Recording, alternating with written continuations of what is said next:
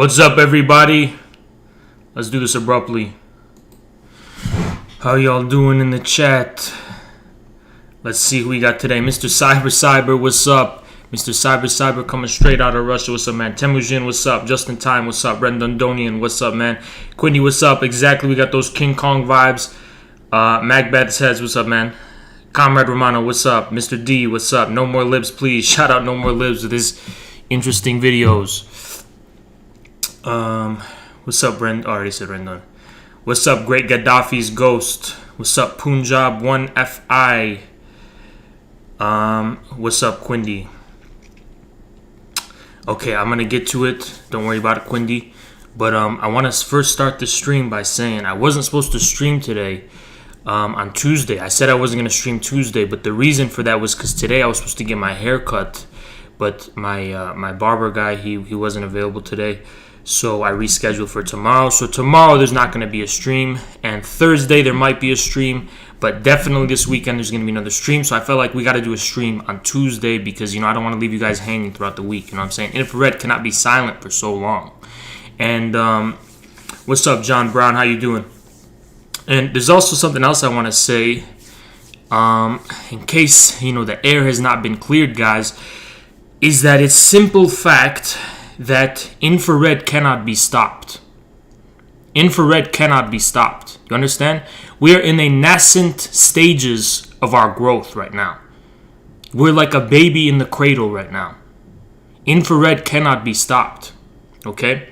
We are going to continue streaming. We're going to continue growing. We're not going anywhere. Okay? Unless we are all, you know what I'm saying?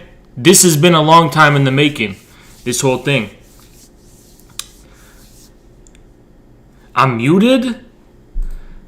I'm not fucking muted. What are you talking about? Oh, okay, yeah. Sorry. Infrared is not going anywhere, guys. We're simply just, a lot of people don't want us to grow. A lot of people saying shit like, oh, I don't think we should be giving these guys attention. It's bad for the left. Oh, I don't want a left where these guys are going to be popular. It is inevitable. Infrared cannot be stopped. You're going to wake up one day, you're going to see that we're big. You know what I'm saying? You're going to wake up one day and you're going to see, I got 250 viewers here, right? We're in the nascent original stages of our growth. A lot of people really don't want to see us grow. I'm telling you this. A lot of people just don't want to see it. A lot of people look at infrared and they think smugly to them, oh, they're not going to grow. I hope they don't grow. And they try to talk shit on us because they're trying to put the brakes on this train. But the train keeps on moving, you know what I'm saying? It cannot be stopped. Infrared simply cannot be stopped. Okay? A lot of people are mad. A lot of people are going to get mad over that fact. But the fact of the matter is that we're not going anywhere. And this has been a long time in the making, guys. Been a long time in the making. We've been very observant of what's been going on the left for a long time. And now we're finally putting our foot on the door and we're saying it's time for infrared to see the light of day. And all of us knew for a fact when infrared sees the light of day, it's just going to be growing. Because nobody's seen anything like us. Okay? Nobody's seen anything like us. I haven't seen anything like us. Correct me if I'm wrong. Okay? The Western, specifically American left, long time coming, they're going to need a big rude awakening from people like infrared. It's been a long time coming, guys, okay? So it may seem like a lot of people skim us, a lot of people sleep on us, right? Because of arrogance. They see us, they say, oh, these people only have 2,000 views on their video. That means they must not be that big. They must not be that significant. No, you're wrong, man. We just out of this shit. We're fresh out of the, So those of you in the chat, props to you guys in the chat right now. Props to the viewers right now. You guys are witnessing something that is destined to be big. I'm telling you, you're gonna see 250 views one day. You guys are the first ones here because as far as I'm concerned, especially this goes out for our regular viewers, you guys are the OGs who don't care about the opinions of the sheep, whatever, you know what I'm saying? Y'all watch our shit because you can see it. Even though we don't have the thousands of views to confirm it, you can individually see infrared's gonna amount to something big, you know? So props to you guys. And by the way, guys, when we do get big, I'm gonna remember every single person that was here from the start. Because you guys are the founders. You guys are the original vanguard of infrared, the founders of infrared, the ones who believed in us, even though we didn't get that validation from all these people, especially all those people who talk shit down. I don't really want infrared to get big. I'm not really comfortable with it. You guys are the ones who've been the vanguard OGs from the very beginning. Shout out, you know what I'm saying? When we get big and we're gonna start needing mods and shit, I swear to God, all of you guys I'm seeing in the chat, you're gonna be first priority, okay? You're gonna be first priority. 200 views is a lot for a live stream. It's a fuck ton, right? That is a lot. We average 30, 40 viewers per stream, okay? So that is a lot. That's a lot to me, at least, okay? And to us. And beyond 250, it might even get more. But I'm saying at least 250, right? At least 250. That's realistic. Eventually. You know what I'm saying? The fact of the matter, guys, is that the left in America is going to reckon with infrared. A reckoning is coming. We are literally the same thing as Bane in the League of Shadows when they're coming into Gotham. You know, you don't know who we are. You don't know where we came from. But the American left is going to reckon with us. I promise you that much. You know what I'm saying? And I want to show you a quick little intro video right now. I want to show you a quick little intro video to explain to you guys what's going on, you know, with infrared and how we're kind of coming into Gotham City, aka the American left, and how the American left is going to have to reckon with infrared. Nobody knows where we came from, but the fact of the matter is that they're going to reckon with us. They're going to have to reckon with us. Let's show you guys this intro video to what infrared's going to amount to. Ready? Okay, we're going to do that for later. Looks like you need a ride, huh? How the hell did Miranda Tate get the inside track on the Wayne board? Listen. I mean, she'd been meeting with... This guy is BreadTube. He's the established left. He's the type of left that's looking down at infrared, talking shit on infrared. You know what I'm saying? Haj, you got to figure out how to let us embed the side tube. I'll do it, dude. Don't worry. I'll do it in 1 second. I want to show you this video. With him, she's been sleeping okay, with him. Exactly. Clearly, you don't know much of anything, do you? Where's Bang? Look at them. They're complaining about infrared. Speak of the devil. This is us, guys. This is us. Basically, this is us. What the hell is going on? No plan is proceeding as expected. Oh, really? This is Neon. This is fucking Neon. You know what I'm saying? This is Neon. This is Ray. This is all those people from that website that was talking shit on us. That's that guy. I look like I'm running Wayne Enterprises right now. You're hit on the stock exchange. It didn't work, my friend, and now you have... You guys don't make sense. You're Merkelist and you're third worldists. You guys don't know what you're talking about. You're saying we live in socialism? You gotta get the fuck off the internet. Have my construction crews going around the city at 24 hours a day. How exactly is that supposed to help my company? This is Neon talking shit, all that shit on us. Ready? Believers. No, stay here. I'm in charge. That was this. The guy in the back is Ray. When Ray got the fuck out because I beat him in the debate. In charge. Look at that. See this? This is to Neon. All those people talking shit on us. Ready? This is what it's like. Do you feel in charge?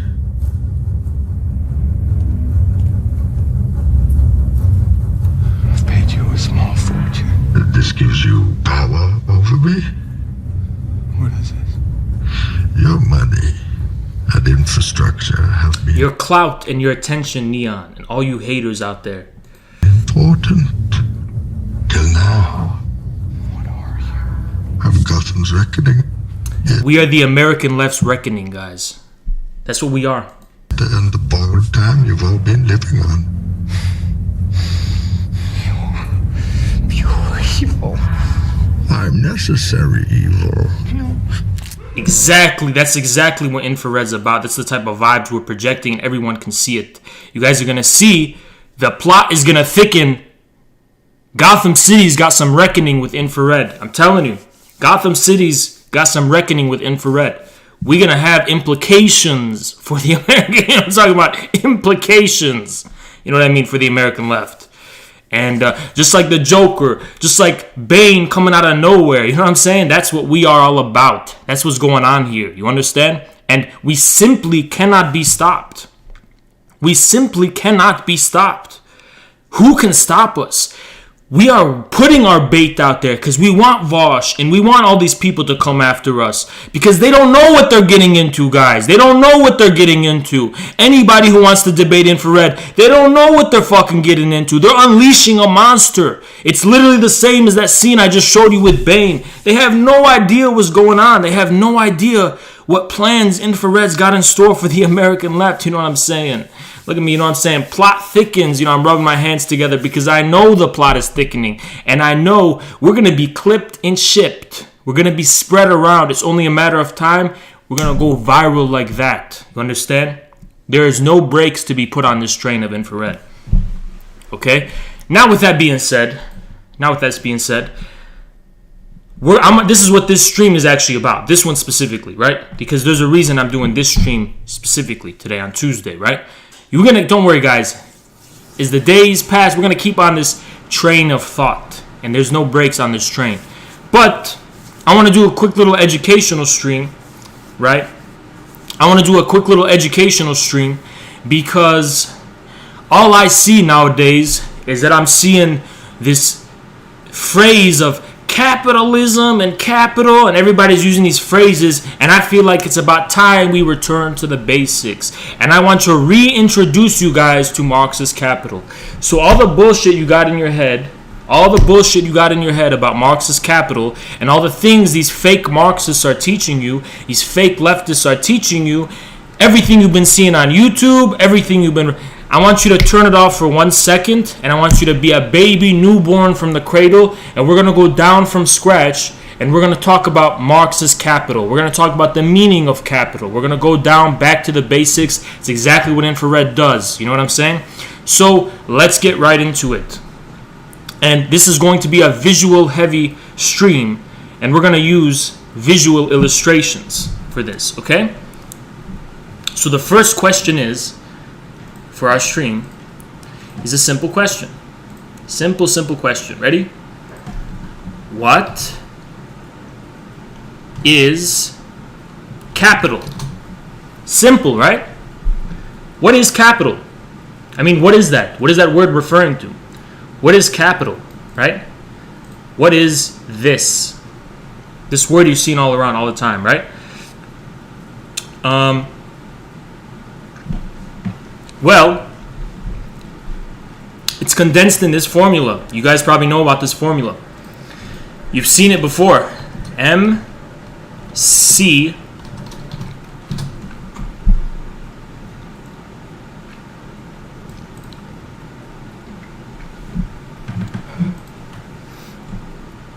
Listen, guys, it's as simple as this. It's as simple as this. But first, let's not take anything for granted. Let's not take a single thing for granted in this, okay? I don't want us to take anything for granted. Don't think you know. You don't know. You're a newborn baby in the cradle. We're all in this boat together. We're going to go from scratch. What is this? What's going on here? MCM. So we're going to deal with MCM in two ways. Space. Concepts, the discrete concepts that are involved in this operation, time, because this is a temporal formula, MCM, okay? So, let's continue. And we're gonna do this. Simple as that. Okay. So, we have money, M, commodity, C, and then more money. That's what more money means. So conceptually, this is what's going on. In time, this is where the bad assumptions are being made, about the meaning of this MCM, and it's begin with money, invest in commodity, gain more capital. This is the sequence. Supposedly, this is where people really fuck up, is the time part, okay? People really fuck up with time. Now, so far, it's so simple right now. Do you all follow me that this is capital? You begin with money, you're going to invest that money into something, commodities. In return, you get more money. That's the elementary circuit, okay? Remember, this is a circuit. Think in cybernetical terms. That's the elementary circuit of capital. Y'all follow me or no so far? I'm breaking it down as simple as possible right now. You guys following me? You guys following me? Let me see in the chat you guys following me before we continue.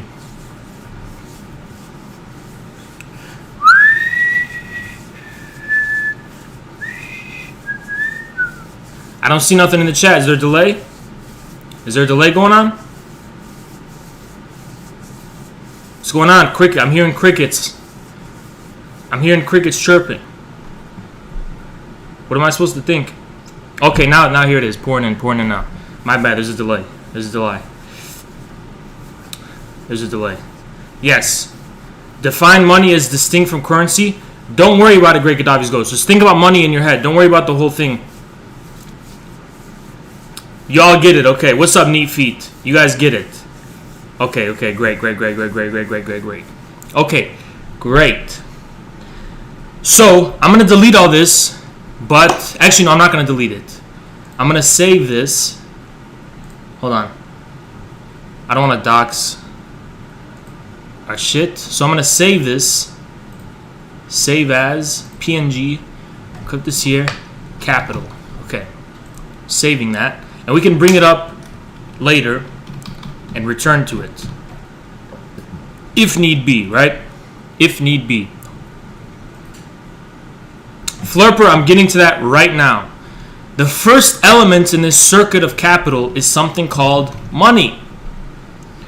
Now, these dumbass Marxists who come talk shit about us and come talk down to us and talk shit to us, they think they know what this is, but I guarantee you they don't know what the fuck they're talking about. They don't even know what this is, money. Don't take anything for granted, guys. Think about everything critically. Think about everything deeply. This ain't nothing to fuck around with, guys. This ain't nothing to fuck around with. Okay? Money, let me tell you something about money. Money is a strange thing. It's existed for so long. And what is money related to? Money is related to religion. Yeah. You know that, guys? Did you know that? Money is related to religion. Religion. It's sacred. It's related to metaphysics. It's related to philosophy. It's related, you can even say, to cosmology. Money is very deep. Money goes deep, guys. There's a reason on the US dollar, and I'm not going into schizo territory, there's the all-seeing eye on the dollar bill. Why is that? I'm going to get to that. I'm not talking about Illuminati conspiracy posting. It's a really simple reason, okay? We're going to get to it. Okay, we're at money. Money's never something you should take for granted. Oh, we just have money, and money just lets you buy shit. That's from the perspective of a layman. But I want you guys to take a deeper perspective. I want you to take the perspective of a philosopher, a theologian, somebody who thinks, someone who has an expansive view of things. I don't want you to think of it from the terms of a layman. Because from a layman's perspective, yeah, money's the shit I go to the gas station and buy 7-Up from. Okay, money I go buy Mountain Dew with it. Nah. What is money, though, on this deeper level? When you think about it expansively, you understand? What is money? Okay, well, first things first, historically speaking, anyone in the chat want to correct me if I'm wrong? Go ahead, correct me if I'm wrong. Maybe there's some exceptions. But for the most part, okay, historically, money is denominated, is that the right word, denominated? Money is denominated legally by the polity. This is the first thing, okay?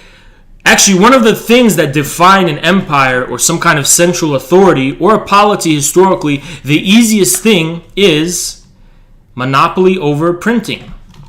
Monopoly over printing coins, okay?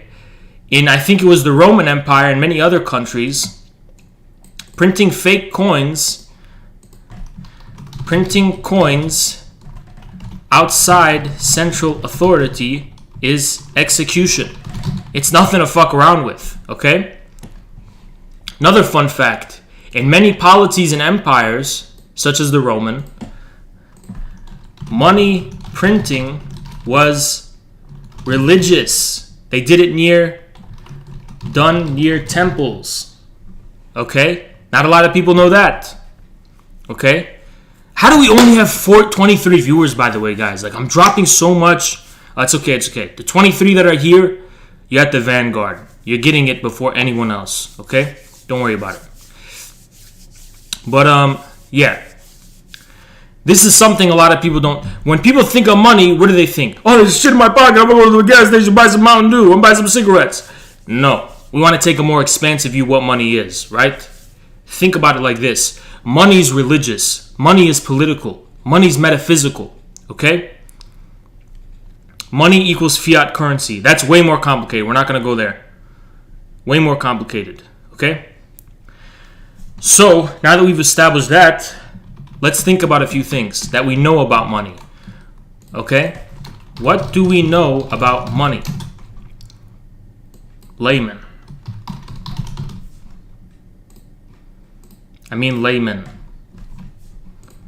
Okay? What do we know about money? Simple. We know that money can be exchanged for shit, for goods, right? Everyone knows that. What do we know about money? It can be exchanged for shit, you know? So much money equals so much of a quantity of goods, right? But I want you guys to think about something. Why is there money, and what does it mean that there is money? What does it mean that money exists? Now, most of you are going to say, what does it mean that money exists? Most of you are going to say something like, money exists a medium of exchange. We're not arriving at money yet, okay? We're not arriving at money yet. Because, then why not bartering? Then why not only bartering? Direct exchange. What does it mean that there is something called money? Okay? Matt J, the debt thing is really interesting, but we're not going to even go there. We're going to go on such a simpler level before then. Why not only bartering, direct exchange? Well, what money bears witness to, more or less, let's put this dividing line here, is on the one hand, the sum of all goods and services on the one hand, and the abstract medium in which they are all represented. Okay. What is this line right here? This line right here is the reason there's money. Okay? There's a division. There's some kind of original division, some kind of split that allows us to divide or abstract from the sum of all goods and services into some kind of tangible medium we call money, okay? But that bears witness to a division. If money isn't just exchange, but it's abstract, right? What abstract position does money presuppose in relationship to the whole of being? Okay, because Let me represent it to you in another way. On the one hand, you've got this cliff right here, and you've got someone like Neon standing on the cliff, just like anyone else. I'm not picking on Neon. It could be anyone. They're looking on the cliff, and somehow they're elevated above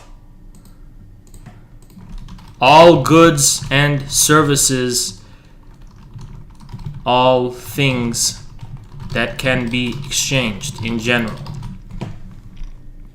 Okay?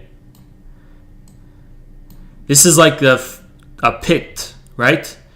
Over on this pit, you've got all this shit, and then money puts you right here.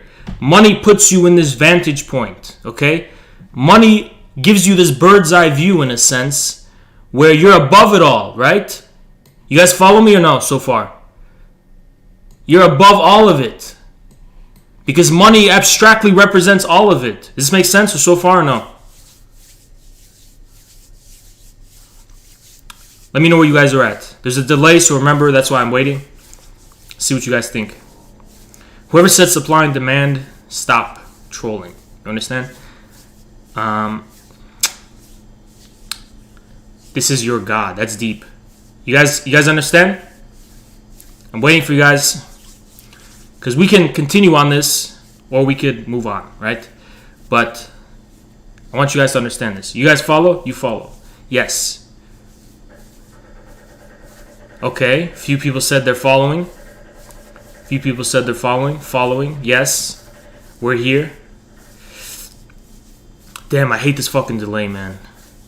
Wish there was a way to ameliorate the delay. We're good. Okay, I think we're good. There's no objections so far. Okay, good. Great. Great.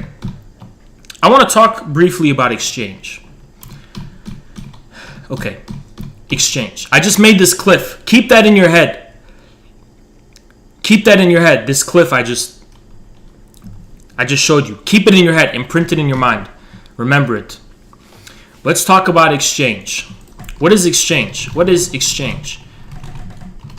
And why? If people can understand this, they're going to stop committing the stupidity of misunderstanding what private property and capitalism is. People think private property and capitalism is a system someone implemented before the fact, and that someone said we should all have private property, and were it not for someone saying that and issuing that by decree, we would already live in communism. But there's actually a material reason why exchange is necessary. A material reason why exchange is necessary. Okay? And it's very simple.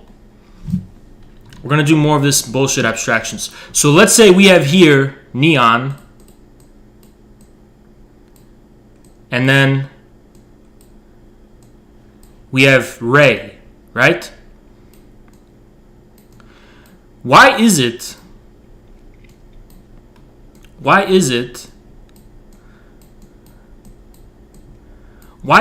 that they must enter into relationship toward one another, right? Through some kind of exchange, first and foremost. Forget about money first, through some kind of exchange, okay? I have shit, and he has shit, okay? The reason is very simple. The reason isn't because someone created a system that says you have to be separate, but because they are originally separate. Because keep this in your mind if you have to remember anything. Social relations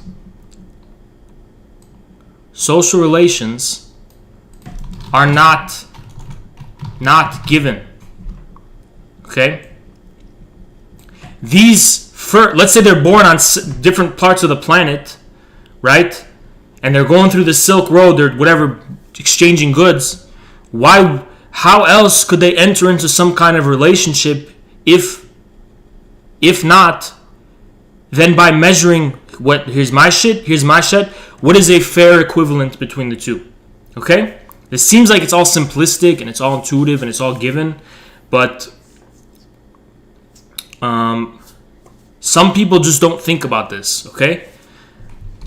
Especially the way people talk about capitalism and private. This is why it's stupid, right? Because there's a material reason why it's necessary. Don't knock on an open door. It's not because there's some conspiratorial system that's put in place. There is no such thing as a capitalist system. The word system, I'm not going to represent it here, system, okay, and capitalism have no relationship whatsoever.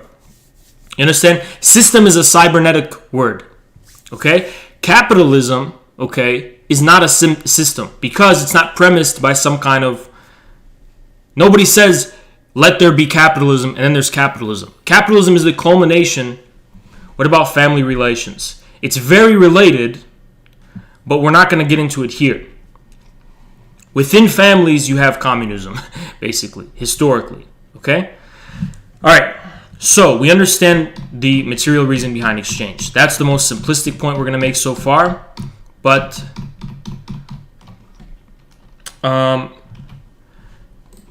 it's leading off to this. But how are prices determined? Neat. Can you chill? We're going back to the basics. Pretend you're in kindergarten right now, because a lot of Marxists need to. Okay, exchange. Why is there money? Well, here's what money means. So we're going to come back to neon here.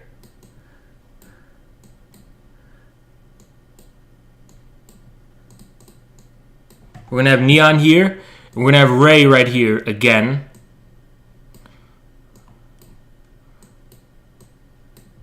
And we're going to give him a tail because he's like a furry weirdo. Probably. This is Ray. This is neon. Okay? Now, what is really going on when currency enters the picture in this exchange? We just did kind of explain bartering.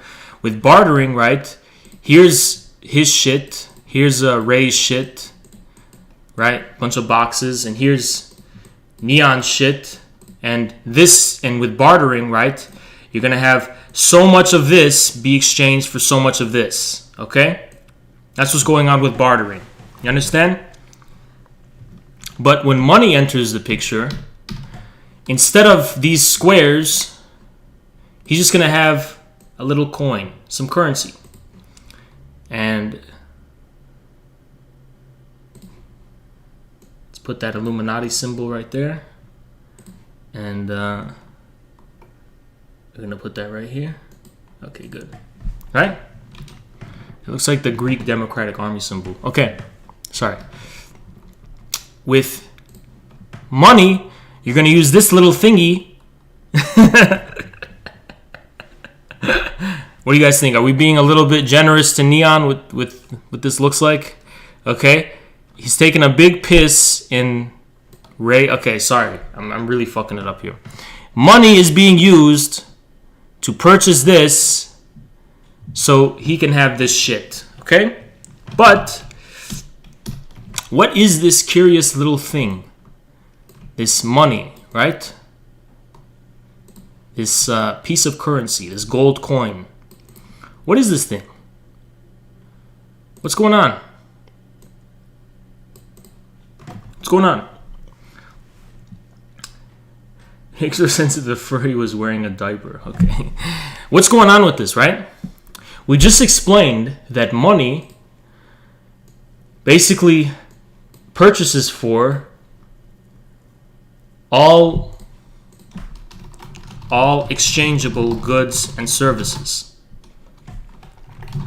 What this means, more or less, okay, we remember some things. Money exchanges for all goods and services, and also it's political. Monopoly by polity, authority. Okay? These are two things. Okay. So, you've got these two guys, and somehow this little thingy is kind of cock-blocking them, right? They want to hug and kiss and just have a direct exchange of goods. A mutually agreed on resource for the sole yeah. What are you talking about, dude? We're going. We got to be more fundamental, more simple, okay? somehow these two enter into exchange, and this thingy right here is intervening and cock blocking them, basically, right? They have to make a count with this abstraction in order to enter into some kind of social relation. This way, the social relation, in a sense, the relation is mediated. Not just the social relation is mediated, not just as between two parties, but through the polity. This is where we're getting on the money, okay? Through the polity. Okay, I know this was a clusterfuck. You guys follow this so far. Because when they're using money, the social relation isn't just going to be mediated, right? Through. So I have some shit. So, okay, Neon has some shit and Ray has some shit. And they want to exchange their boxes, right? Directly. And in this way, that would be two parties entering into a social relationship purely based on the exchange of the goods, bartering. But what money means is that there's a third something that's mediating their relationship. You understand? You get your neat. Money is alienating. Yes, it's alienating. And money is an abstraction. But who says alienation is bad, right? Money abstracts from, you understand? This is what money is. Okay, you guys follow. Good. Now, remember that cliff representation I just showed you? What does that also bring to mind, right? It brings to mind the Lion King or something, right? You've got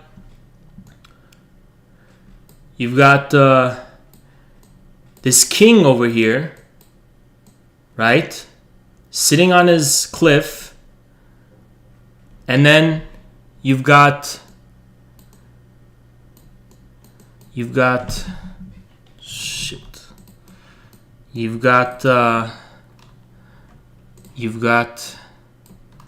fuck, what am I doing? Select. You've got these little guys. Control C. You just got a bunch of fucking people, right? Got a bunch of people. Not only do you have a bunch of people,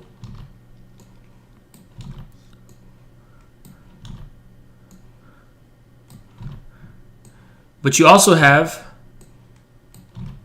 all the things in the land.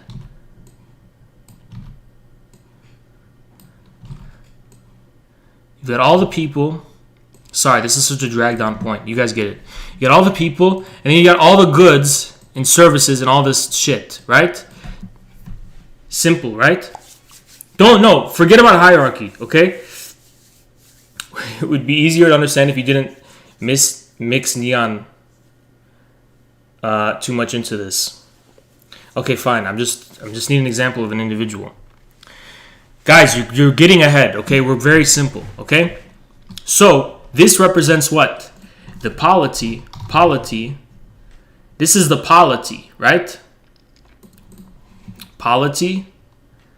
And the realm is something I think specific to feudalism and Middle Ages and Christianity. But let's just say lands over which it exercises dominion. So, you have this on the one hand, people and things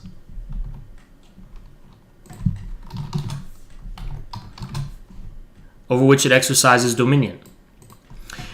But there's a one-to-one relationship between this, right? Right here, and currency, money. Okay, so we're gonna just simple as this. All goods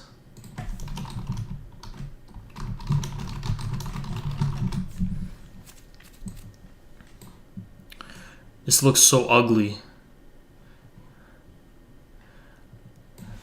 Does this make sense? Does this make sense? You guys get the connection so far?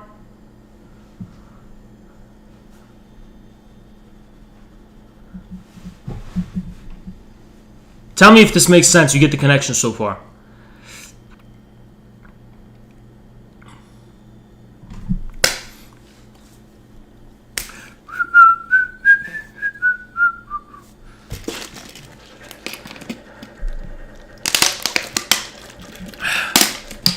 I'm just waiting for the delay, because remember, there is a delay. You guys get it. Okay. So 2 people, 3 people get it. Is everybody else following me or what? You guys get it? Neat. Yes, continue. Okay. Neat says continue. We're going to continue. Okay. Great. So, never be frugal with an abstraction is the lesson here. Why is that? Now, in our head, okay. In our head, in layman's head, Brendan Donian, just explain, I'll simplify it. In layman's head, our head,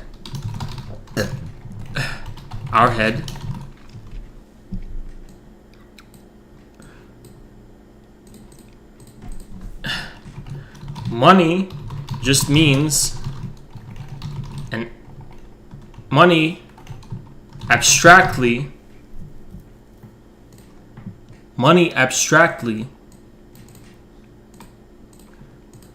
exchanges for all commodities. All commodities in our head. Okay? But this is something unique, but this is something unique to modernity and to capitalism. Why is that? So we're going to put this right here. For all commodities. But this is something unique to modernity and to capitalism. What am I getting onto here? Guys, it's okay. I'm glad he's being... I'd prefer someone be honest. There's nothing wrong if you can't follow. Okay? Why is this unique to modernity and to capitalism? Because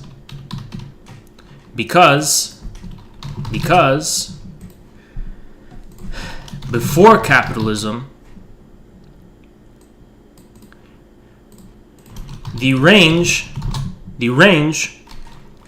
of commodities for which money exchanges for is determinate and finite.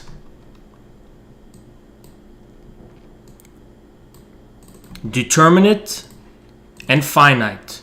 What is meant by that? What is meant by that? Here we go. Ready? What is meant by that? Let's continue. Money. Now we're going to go before capitalism. So, in this case, the currency, this means currency, okay? The currency exchanges for, let's say, currency is going to exchange for, let's say, what's that thing that they were trading in Arabia? That flour or whatever? Let's just say, what is that fucking, that incense, right? That incense that's from Arabia that they were trading. You know what I'm talking about? Okay, let's just say grain, right? We're going to say grain. We're going to say silk. And let's just say, I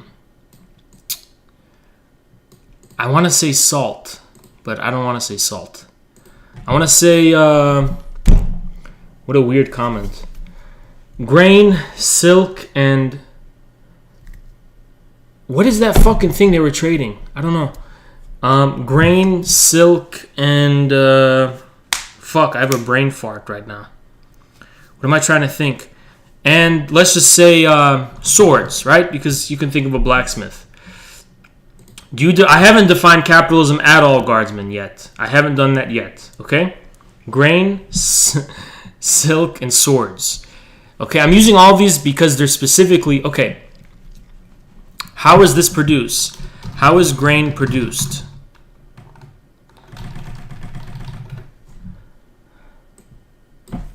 How are these goods produced? How are these goods produced? Tradition. Tradition. Understand? Tradition. Money may exchange for all of these commodities, but all of these commodities are indexes of tradition. Okay? Indexes of tradition and determinate, specific, and finite forms of labor that are passed along several generations. For example, blacksmiths. They have a fine art. They pass it to their son, and their son's son, and their son's son's son. And sooner or later, an entire village, region, or even polity can be known for its sword crafting. Right? Same thing goes for everything else. Right? You guys get that or no?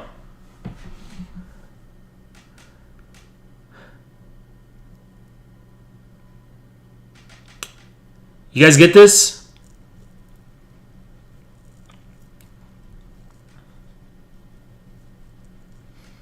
So, money is determinate. Money doesn't just exchange. Money does not exchange for all goods and services rendered abstractly.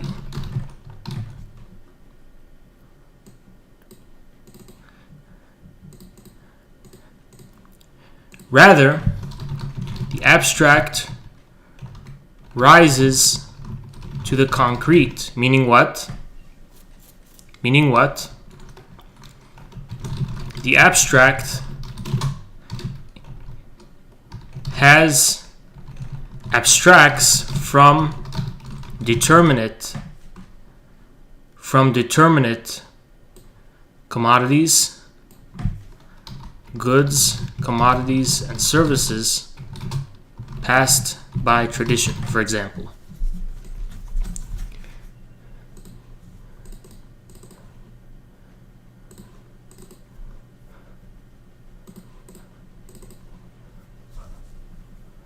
Which means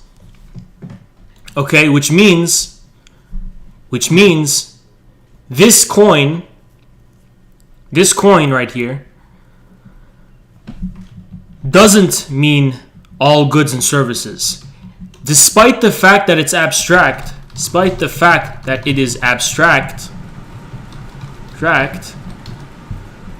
despite the fact that it is abstract,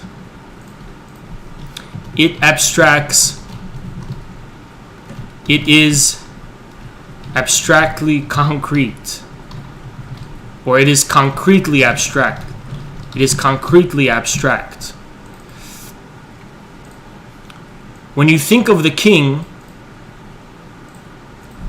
the polity and money does not refer to power in the abstract, but power over definite land, people, things, and services. Tell me if this makes sense. This is a little hard to understand. This is a little difficult to understand. I'll grant that this is a little difficult to understand. Tell me if you guys follow.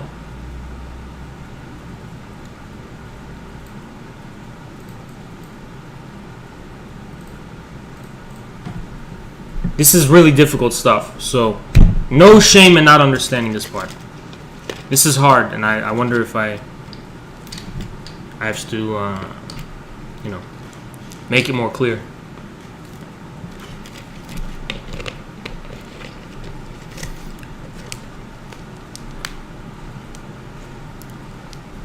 This entire lesson requires reading. No, it doesn't, dude. I've simplified it so much. But I need your guys' feedback. Tell me what you're not getting or what you're getting. You're lost now. Okay, that's fine. Well, you guys are saying you're follow. Okay. I'm going to just recap. We're going to do a recap. Recap so far.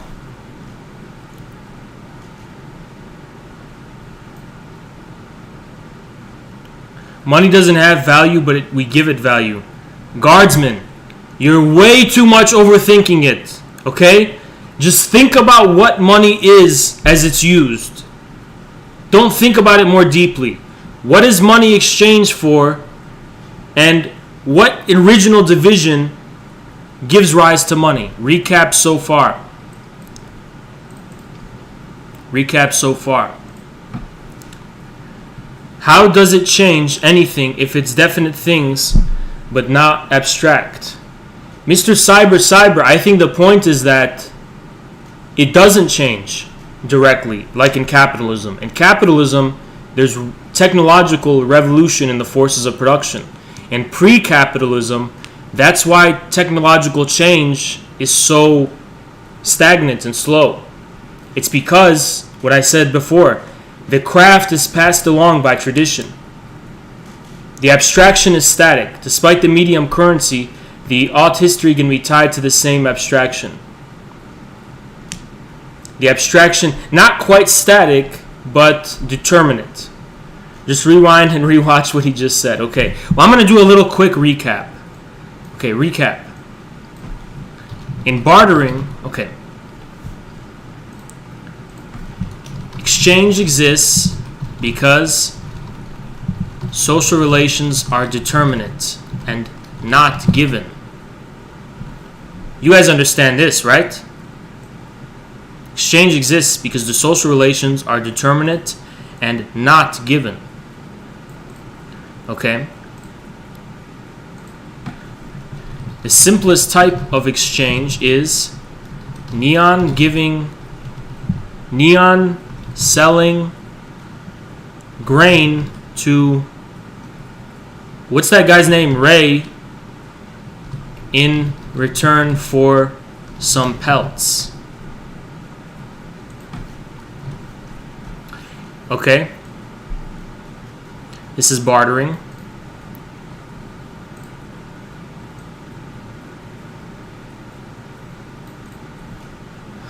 Okay? Okay. Baby brain. Okay, let's continue. Let's continue. But in that way, the only social relation created is between Neon and Ray, two actors. But okay, I just chose the wrong square. I don't give a fuck. But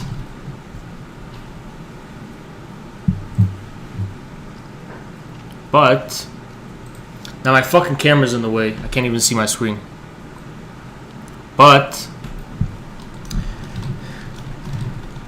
this supposes we are just atomized individuals. In reality, we are already in some kind of social relation. Proof of this, okay?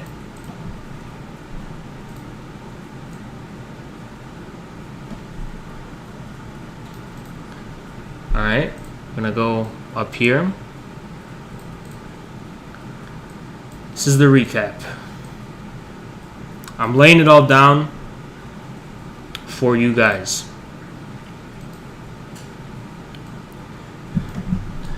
Not specifically between Neon and Ray, but in general. Okay, this is really complicating it. Proof of this is money. Is money. Is money. Is money. Because with money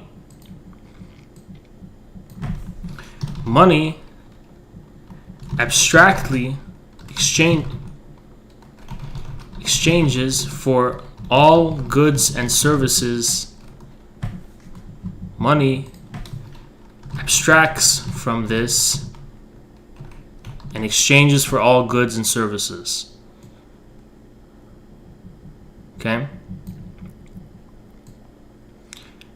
And in this way,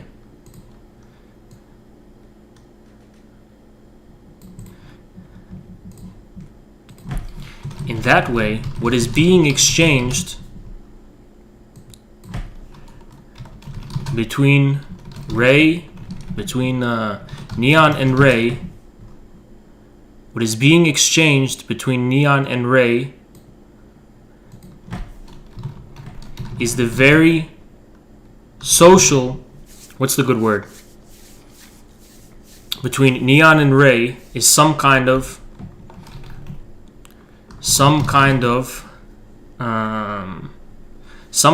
abstraction regards to the goods. Okay? So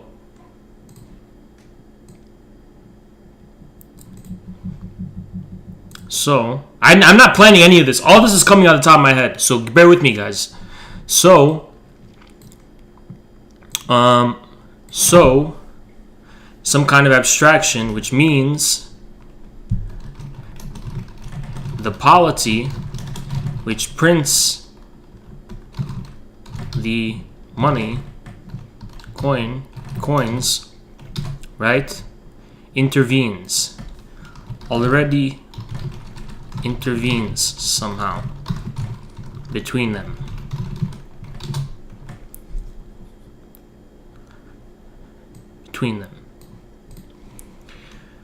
Okay, makes sense? This is the recap so far. Exchange exists because social relations are determinate and not given. In order for us to enter into some kind of relationship, we have to do so in a determinate way. The simplest type of exchange is bartering. But from the narrow perspective of bartering, the whole social relation is only created by two individuals entering into intercourse by means of exchange. But this is not true, because we're not atomized individuals. We belong to some bigger whole, some bigger collective. And these collectives enter into determinate relations, different polities, right? I don't want to complicate it too much. The proof of that is money, right? With money, instead of just two individuals exchanging goods,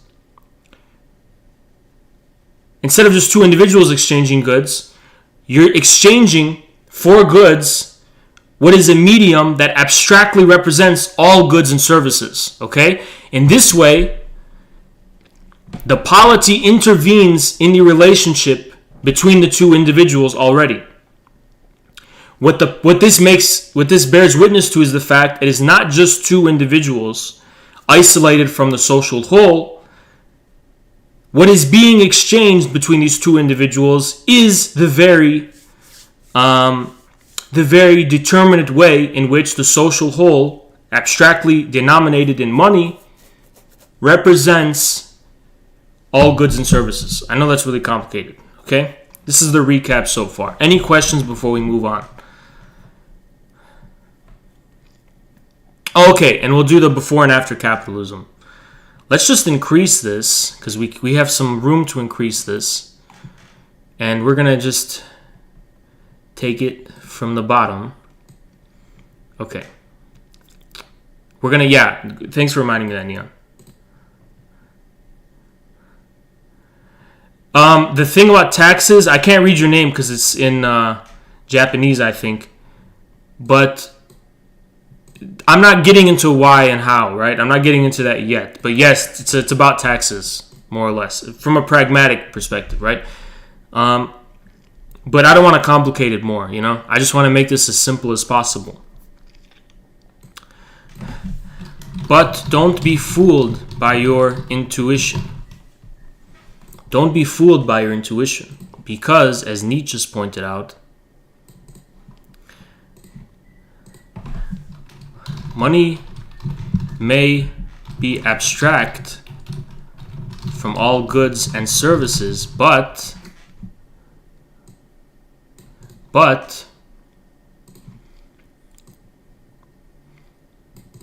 before capitalism, all goods and services is a finite range. Okay? Is a finite range.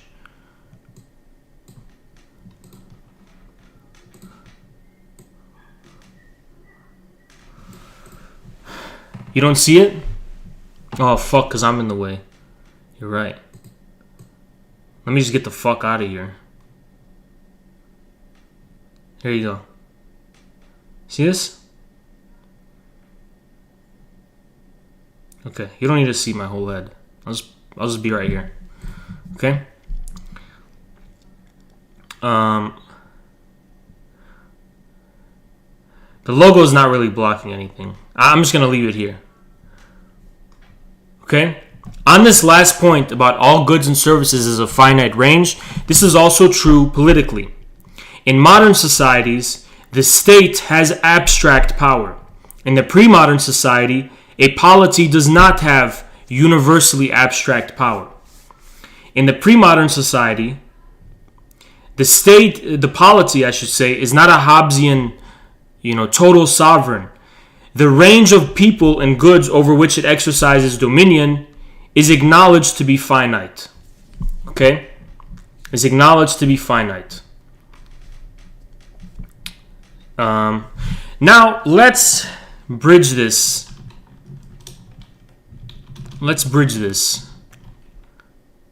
What am I fucking doing? Let's bridge this to something else. Okay, let's ask a simple question. I want to ask you guys a question. Pick your brains. But we're going to move on this. We're going to transition this way. Okay?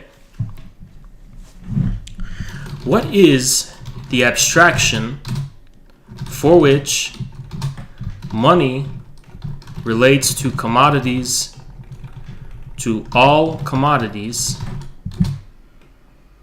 relates to all commodities? Maybe I should have explained the commodity form first, but it's okay. I'm doing all this at the top of my head, okay? What is this abstraction? What is the uniquely modern abstraction to all commodities, relates to all commodities in general? Not only all commodities, all possible commodities, and not just all determinate commodities. All possible commodities, and not just all determinate commodities. Okay? This is a question of metaphysics. It's a question of metaphysics. Okay? Don't let this word intimidate you. I'm going to really simplify it. For which money relates to all possible commodities, not just the determinate commodities. Okay. What do I mean by this? What do I mean by this? This is our big question. And what do I mean by this? Well,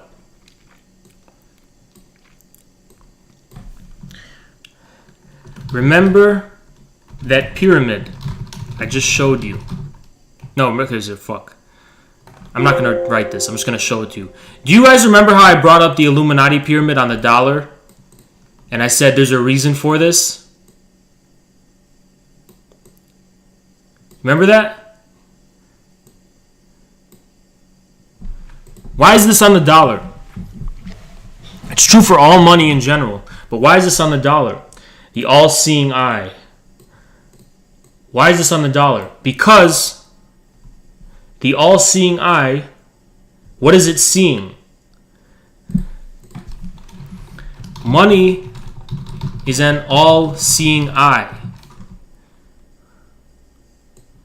Money is an all-seeing eye which sees all goods, services for which it exchanges.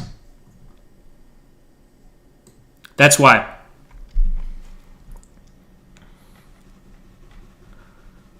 That's the connection there. So I want you guys to get this in your head. Money is an all-seeing eye which sees all goods, services for which it exchanges. Okay? That's why there's this eye on the eye. That's my take on it, at least. That's how I think about it, at least. Okay? For which it exchanges. But, okay? But,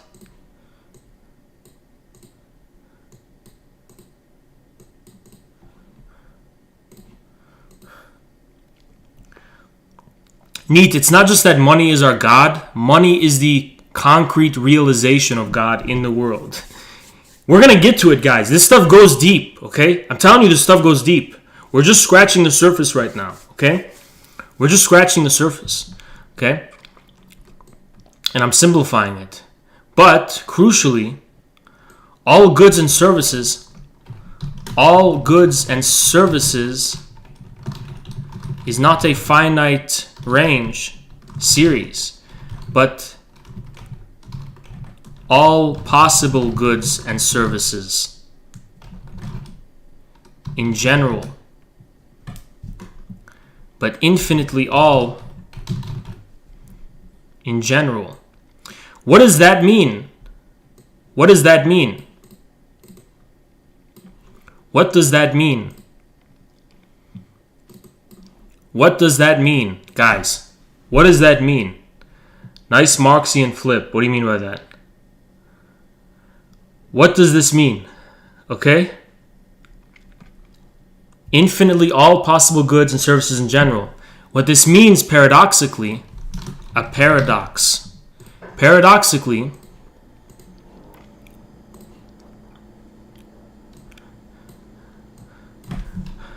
money is an all-seeing eye, but also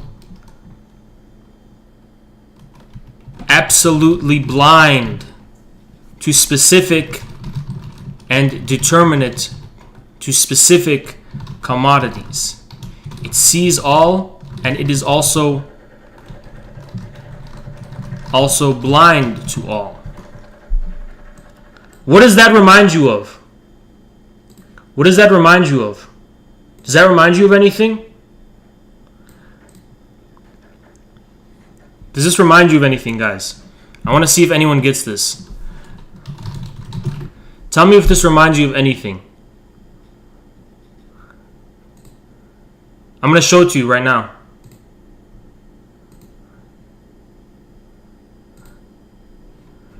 I can't stop raving. I can't stop raving. Sorry. I'm going to show you. Ready? Ready? One sec. It's going to be a surprise. Can I do this? Insert? Can you insert shit into Paint or no? File? No, you can't. Okay, fuck. It's okay. It's okay. Sorry. Oh, let's go back. Let's go back. It's okay. We're just going to do this. This is what I wanted to show you. What does that remind you of? Okay. Just in case you guys lost it. Here it is. Okay, so what did I just show you? Money is an all-seeing eye, but also absolutely blind to specific commodities. It sees all, and it is blind to all. What is that? That's a paradox, right? What does that remind you of? It should remind you of this. Right here, right? The law, the state in modernity, after modernity. The rule of law. Blind justice. We're talking about the exact same things here, guys. These are all the same fucking thing. You understand? These are all the same fucking thing. Before modernity, it's not the case. Before modernity, the all-seeing eye sees a finite range. After modernity, the all-seeing eye is all in general, abstractly. You see? Connection makes sense?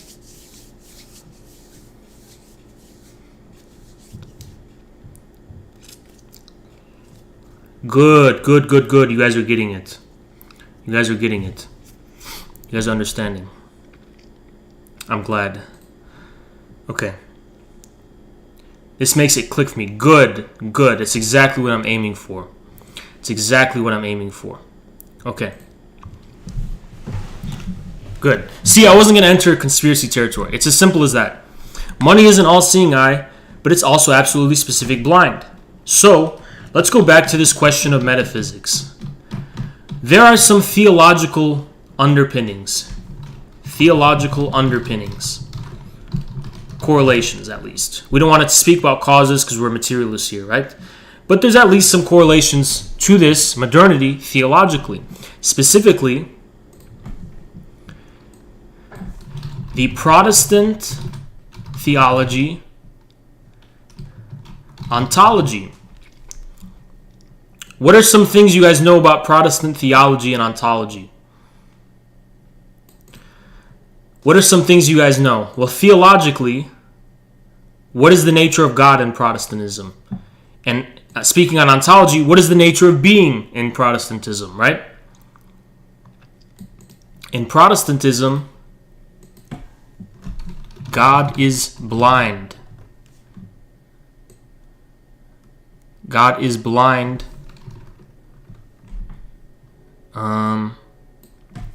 Arbitrary, cruel, but just.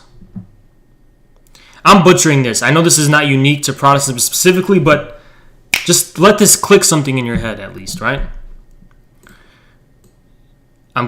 This is not, I could put it a lot better than this, right? This is not my best. I didn't plan any of this. This is off the top of my head. Yeah, wrathful, right? This all wraps back to Anglos. It does. The Dutch and the Anglos. It absolutely does, SS1. I'm not even kidding about it. It actually does. And it's not like an anti-Anglo racism. Okay? Ontologically, this is the most important part. A world of total depravity.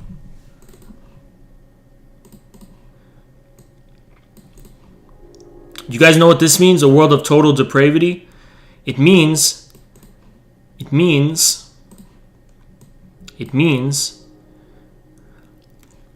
fuck. Okay, it means everything is depraved by virtue of being material. Doesn't matter what it is.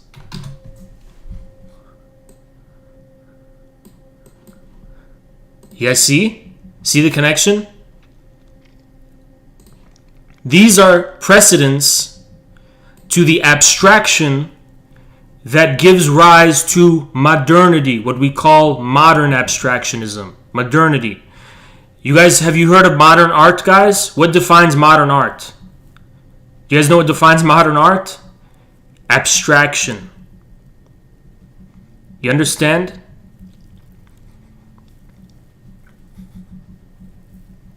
You guys starting to connect dots here or what?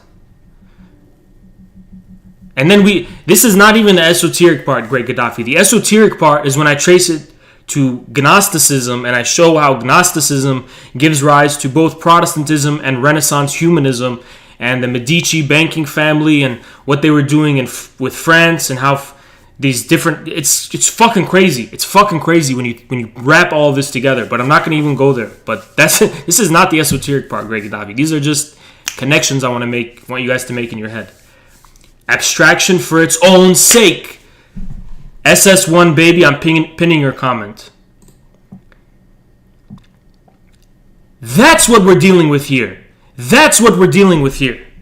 He just said it. The guy just said it. He just said it. The ontologization of abstraction. Negation.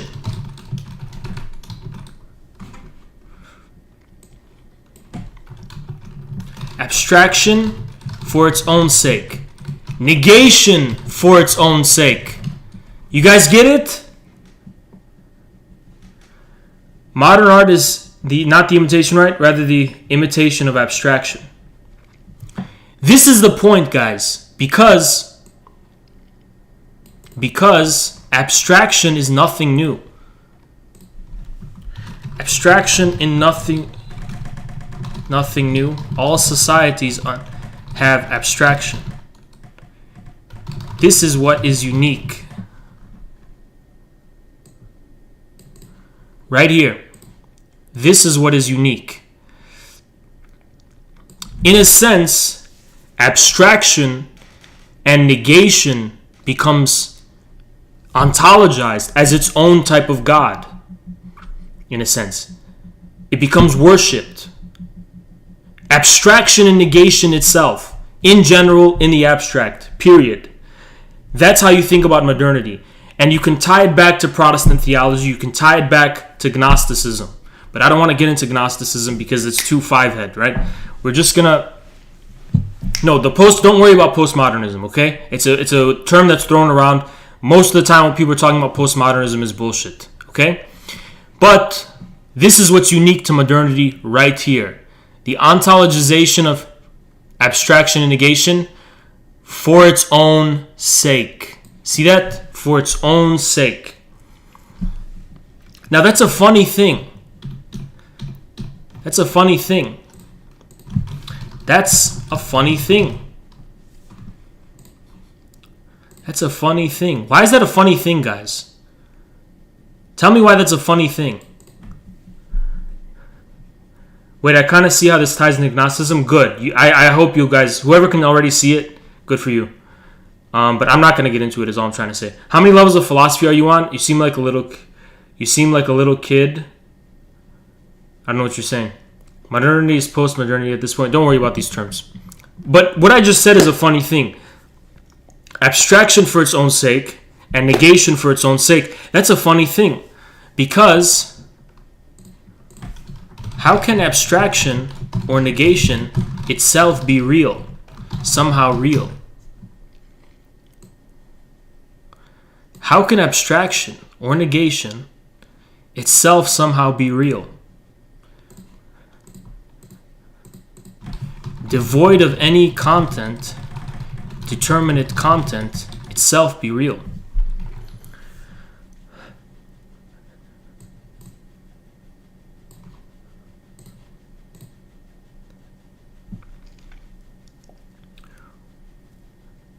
Now, Gnosticism also sees reality as inherent. Yes, exactly, SS1. You get it. It's pretty much that. But I don't want to get into it too much more than that. But this is a funny thing, what I just deleted before, and I showed you.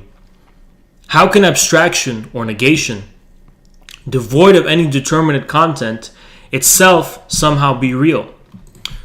For a Marxist or dialect thinker, it can't. But what can it do?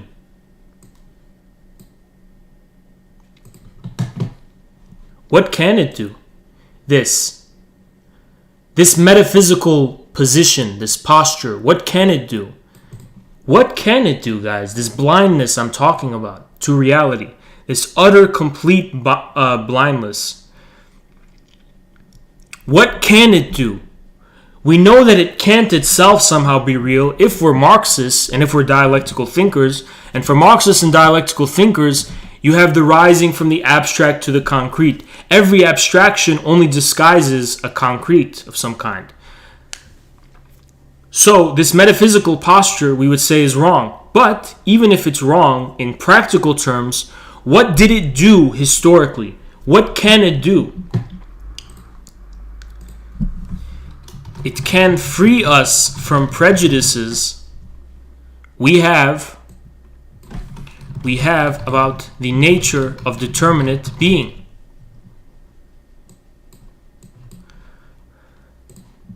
You want to know what's also tied to this, guys? Because everything ties together if you're a dialectic thinker. Modern science. What is modern science if not this same blindness? According to modern science, nature is the world of Protestant total depravity. It is utterly and completely indifferent and blind to us humans. And the main thing that we have to do scientifically is excise from the investigation into nature our human biases and prejudices, right? These are all the same thing. When I said I reject modern science, guys, I wasn't doing it from the chakra perspective. I'm literally doing it from the dialectic perspective. This is why. Because for dialectics, this can't be real. But for modern science, only abstraction or negation is actually real. I'm simplifying shit. I know a lot of butthurt scientists are going, no, but understand why I'm saying what I'm saying, okay? And I'm trying to simplify this. Okay? Even though it can't be real, it can free us from prejudices we have about the nature of determinate being. And now I want to ask you guys this question. What are examples of this prejudice? What are examples of this prejudice? Well, we just talked about pre-capitalist societies and why they are technologically stagnant. Aren't those examples of a prejudice? They're examples of prejudices about the nature of determinate being as eternal, unchanging, and fixed. You guys follow me here so far or what? Tell me if you guys follow.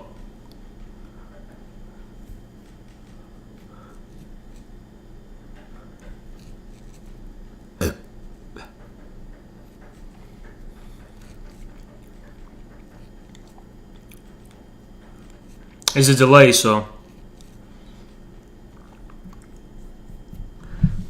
I'm waiting for crickets chirping. Not seeing nothing.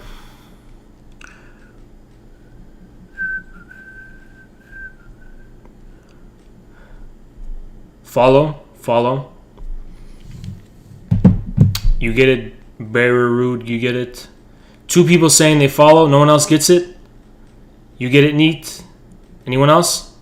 3 people get it so far? You guys, there's a professor I used to have. I actually like this professor, but he'd always be like, do you guys follow or am I speaking in vain? Am I speaking in vain or what? You guys following? Druck. Yep. Okay, like 5 people say they get it. I don't know what the fuck else the 30 people watching this are doing. In the chat. Well, I don't know if there's 30 people in the chat, but I know there's more people in the chat. Actually, there's not. 1, 2, 3, 4, 5, 6. There's only 6 people in chat right now. That's fine. So everyone who's in chat says they get it, apparently. Okay, we can move on. Okay. Alright. Let's move on. Now we can understand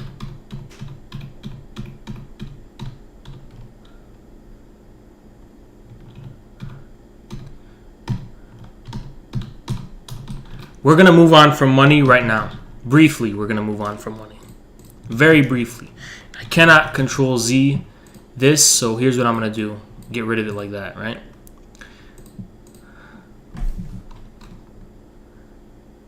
What do you mean by prejudices? Good. Okay, good.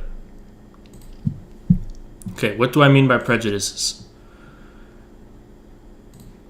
Should I bring the money back? Okay, what I mean by prejudices, Neat, is I basically mean the determinate universality, this is a loaded phrase, term, before modernity that privileged one type of supreme ontology or relationship to being, one metaphysical posture, if you will, which is why before capitalism there was no change, basically. Well, there was change, but there was no modern change. What's up, Hero? How you doing? Hero come from Turkey. What's up, man? There was no... there was change. There was revolutions in the forces of production, but they were not initiated from this kind of, in this rapid and individual way, like in capitalism.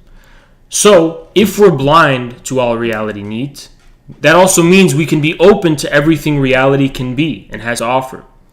If we're blind to reality, and we don't have prejudices in relationship to reality, then we can be open to all the different kinds of possibilities in relationship to reality. Think of the epistemology of modern science. According to modern science, if we don't have biases and if we let go of our prejudices, then we can discover the true nature of nature or being, right? If we have those prejudices, then they're going to distort and obfuscate our ability to relate to nature or being, right? Isn't that the point of modern science? So similar to modern science, and we're all talking about the same thing here. When you're talking about modern science, modern law, modern capitalism, it's all the same thing ultimately, okay? It's all the same thing.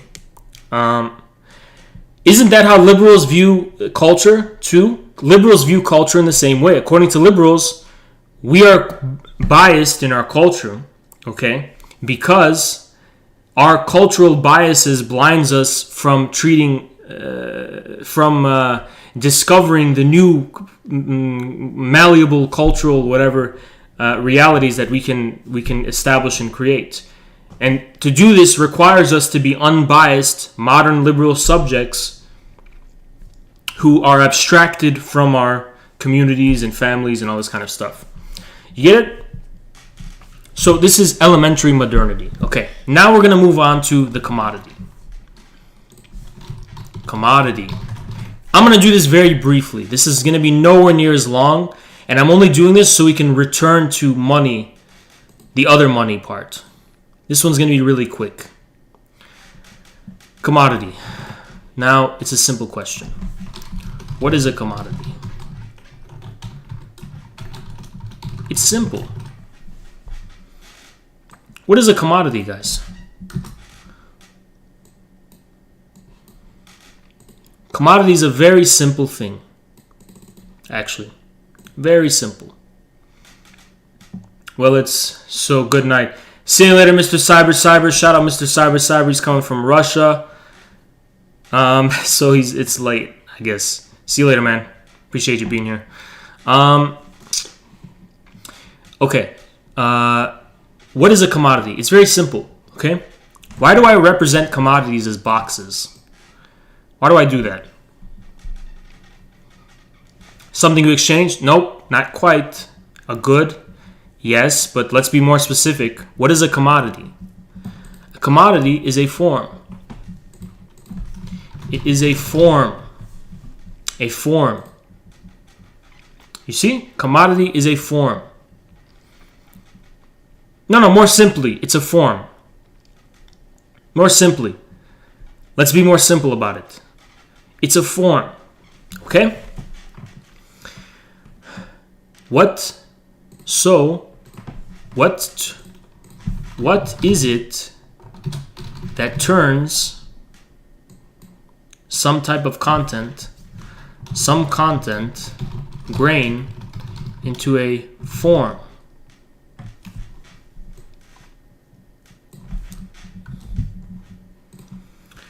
This is our question for this little part. What is it that turns a content, some material thing, into a form, commodity form? Well, first of all, a commodity begins and ends with something, defining it. So, you have this is how I'm going to represent formlessness, this little squiggly line. Okay, this is the piece of grain. This is the grain, okay? No, I'm not talking about labor yet. We're not getting into labor. We're coming at this from the bottom. Don't worry about later. Begins with something defining it. Not labor, no. Maybe in actual reality, it's what defines it, like in material reality, but I'm talking about in terms of, insofar as it's a commodity. And for it to be a commodity, it has to be recognized superficially. My mind took a tangent thinking of Protestant sola fide silla subscripta in relation to this, where justification is adherence to a standard of belief, not through individual acts. Exactly, Bearer Rooted. Why? Why is that though, Bearer? Because through our individual acts, we're already sinful in this world of total depravity. There you go. That's the difference between Protestantism and Catholicism. By the way, guys, I'm going to drop this in here, food for thought. What was the French Revolution if not a return to Catholicism? The French Revolution returned to man as a determinate material reality, and the British saw the French Revolution, the British Protestants, and they said, no, the French are metaphysically, they're metaphysically too partial and prejudiced. The British said, because according to the Anglo metaphysics, the absolute, the God, whatever, the thing is completely abstract, blind from any humanity, from any determinate form whatsoever. So the English are anti-humanistic. That's the kind of philosophical or metaphysical struggle going on with the French Revolution and the Napoleonic Wars. Just some food for thought, right? I'm kind of going off on a tangent. Okay. So, begins and ends with something. Begins here. I know this looks stupid. And ends, right? Begins and ends with something. Premise and conclusion. Premise and conclusion. Premise and conclusion. Not an idea, no. Premise and conclusion of some kind, right? What is the premise and conclusion that gives rise to the commodity form? Well, it's very simple. The first question you have to ask is,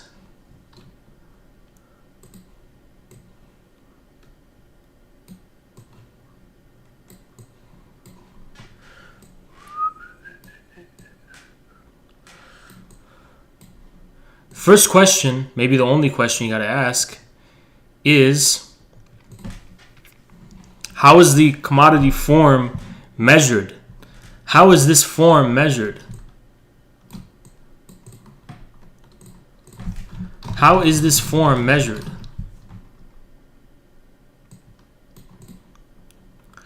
It's simple. It's measured through currency. See? Through this. This little guy. What we represent is currency, right? Currency, right? This is measured with this. It looks ugly. There you go. How's it measured? With this. So, but what does this presuppose? What did we just say before? Do you guys remember what we said money is? Remember the abstraction we just talked about, the division, the polity's authority and dominion over reality. Right? How does that dominion exercised? Because the polity inserts itself as both the premise and the conclusion of material reality. Sorry, of all of being. The premise and the conclusion. And this, don't dwell too deep onto this, there's so many fucking arrows. This is the commodity form. The commodity form is represented in terms of the currency. Do you guys, does commodity form make sense? Or no? Make sense so far? This is pretty much all I want to say about commodities. Tell me what you guys think.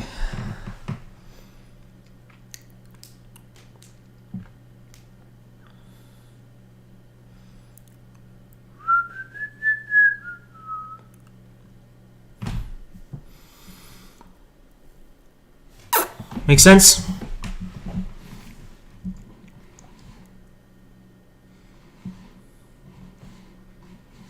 One guy said, yeah. I had to go back to your take on the French Revolution, and it's kind of an Anglo take. Why is it an Anglo take, Kermaz? Hey, I just got here. Currency is like a plague. Makes sense. Okay, most of you guys understand it. Makes sense, apparently. Kermaz, why is it an Anglo take? Explain. Explain before I get to money.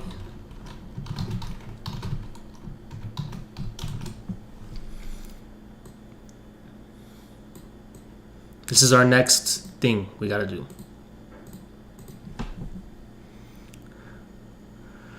Missed the definition of what?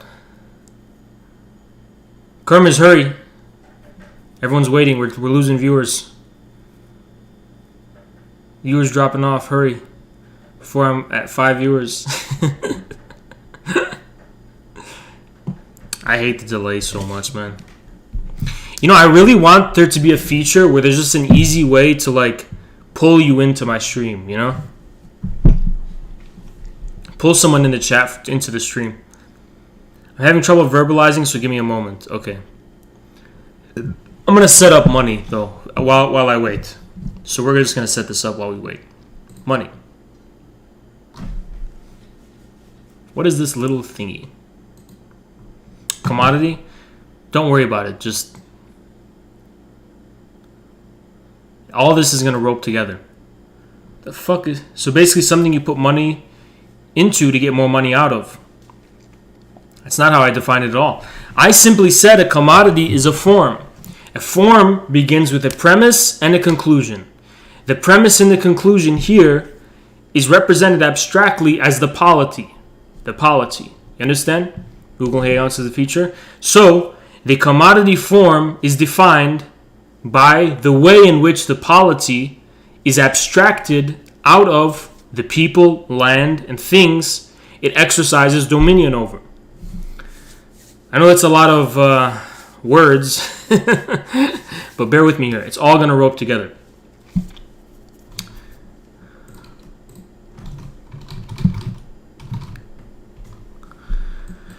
Here we go. What the fuck is this thing? This is our little question right here. What the fuck is this thing?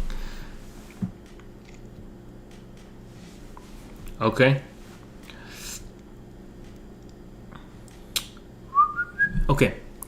I'm just gonna wait for Kerm. I'm gonna just go. You know, Kermers, when you type it, I'll get back to you. When I see it in the chat, I'll just stop what I'm doing. I'm gonna go back. Okay. What the fuck is this little thing right here? Right here. This third part of MCM. Remember, guys, what we're working with. We're working with MCM. Let me pull up MCM.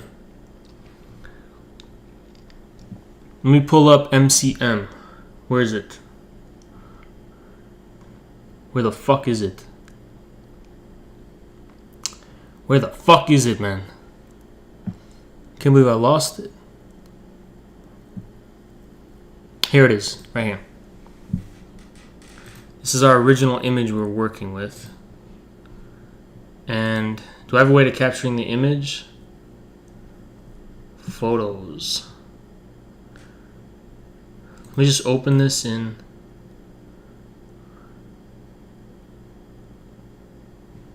Fuck it. I'm just going to show you this. I have no way of showing it to you.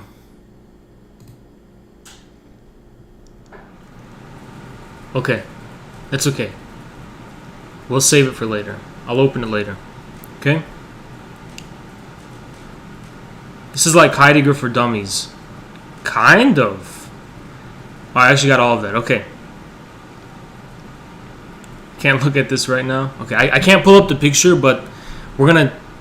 what is capital, right? MCM. This is the third component. We covered the first two. This is the third. A big part of the French Revolution was about rejecting that anyone is better than anyone else from the birthright or being chosen by God. Right. But also, Kirmiz, it was also about recognition of man as an actual reality.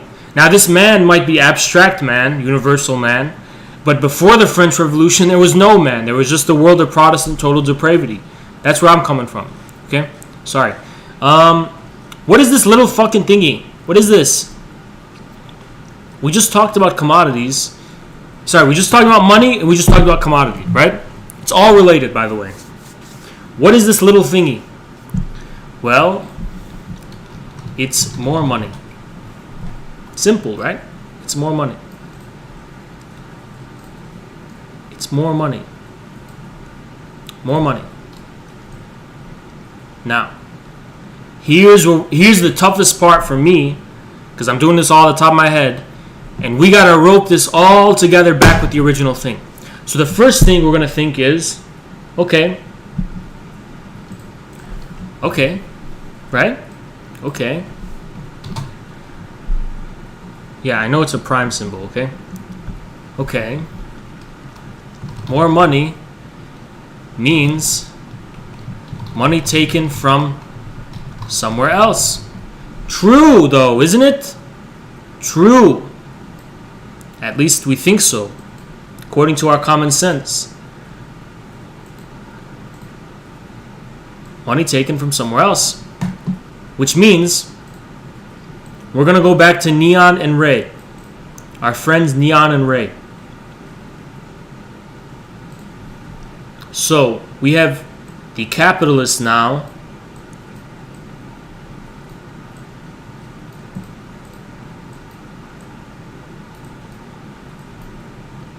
Neon right here.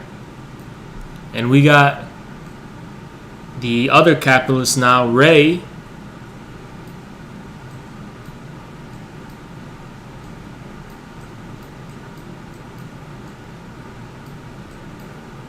We got Ray right here. You understand? So, who's got this little M, right? M means that Ray had, let's say,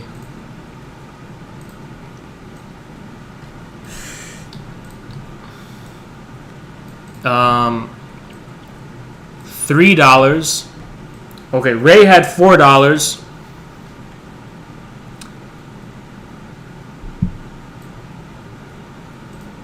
God, what the fuck is this notification? Ray had $4, and there's $4 in total circulation. Remember, guys, at any given moment, the amount of currency, what we just talked about as money, is finite. That is in circulation.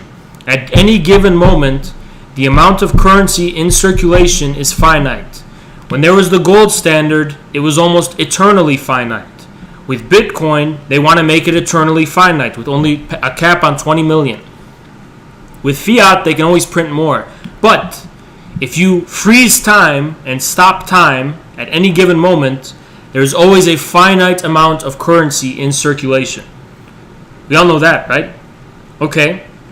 So if this little thingy means more money, what that means is that Neon right here, as you can see, Neon, I'm just going to put this right here. Neon had, let's say the total amount of money in circulation is 5. Okay, let me just do this. Make a little quick representation. Salt bucks, because these are the two saltiest people we have on our channel. These are salt bucks. Only 5 exist. Remember, the amount of money in circulation is always finite, okay? Only 5 in circulation. So, here's what happens.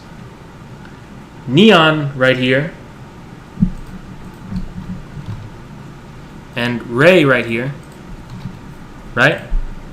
Neon invests his little money into something. More or less, this is how it's going to work. This is how it works, right? He invests his money into something in order to get more money. But that money has to come from somewhere if the amount of money in circulation is finite. And it's going to come from Ray, for example, right? This is the commodity.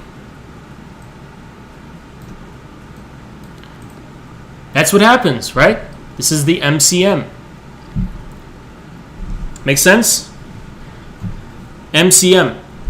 So, he invested his little salt buck into a commodity, and in return, Ray gave him, or someone gave him somehow, remember the amount of money is finite, so someone's a loser here. He's getting Ray's salt buck. Now he has 2 and Ray has 3. So the proportion changed. Proportion changed.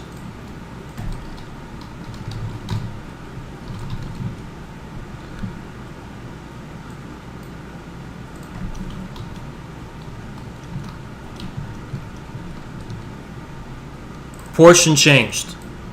You understand? Is this what Marx is getting at? Is this what Marx is getting at? In his theory of value. Is this the meaning of capital for Marx? Well, this is definitely what it's initially going to look like, right?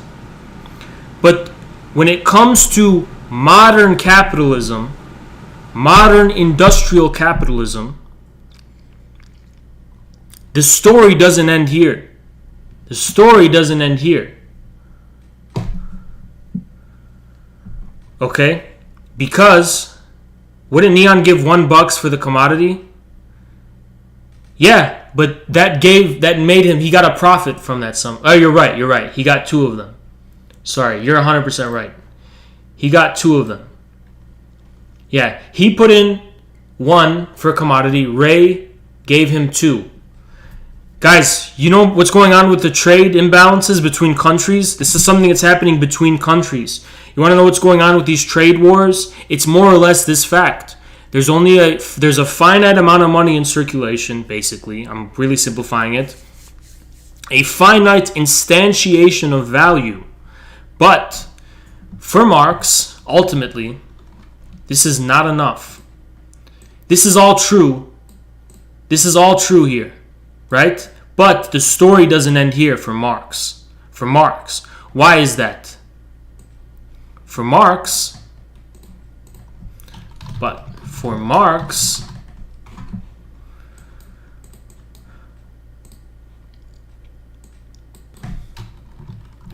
the is surplus value. No, it's not technically the same as surplus value, is a proxy for surplus value. Okay? Surplus value.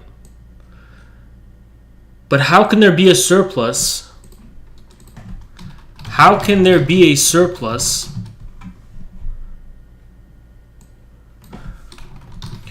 when there is merely a change of proportion?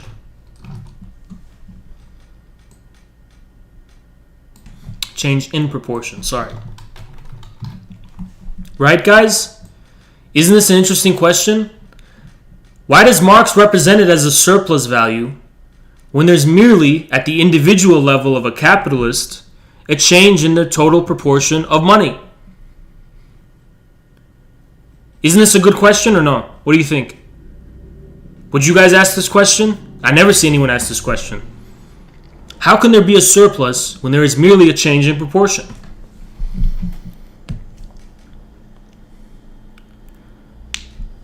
Well, here's the reason why this thinking is flawed. Here's the reason why this question misunderstands Marx.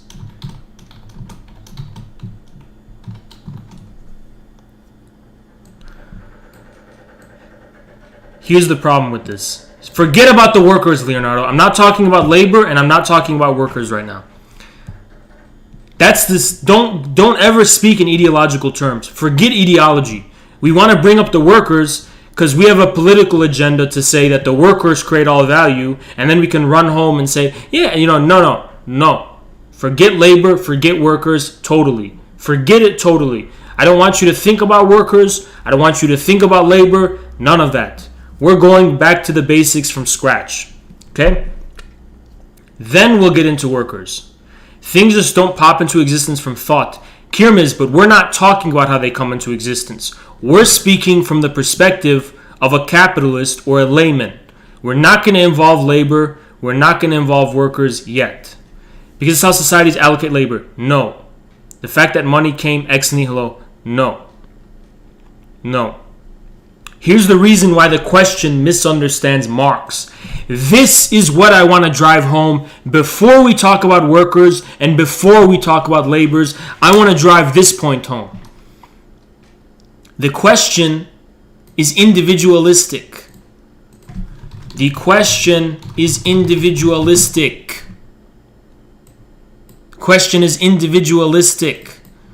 You understand the problem now? The question is individualistic. Because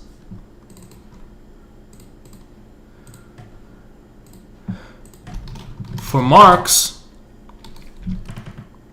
ultimately,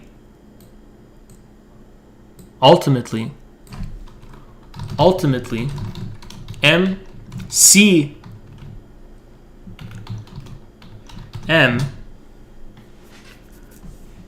is at the scale of the polity, not individuals.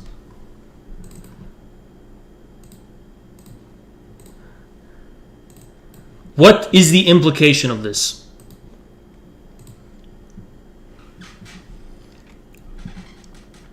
No, it's very simple. We just established that at the individual level, what's going on with MCM is that Neon put his salt bucks into a commodity.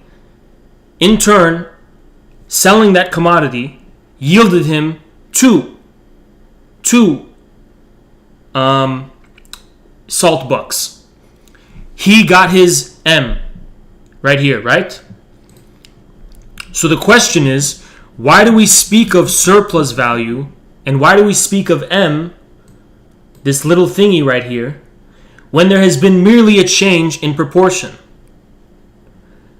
The reason this is a wrong question and wrong way of looking at it is because it's individualistic.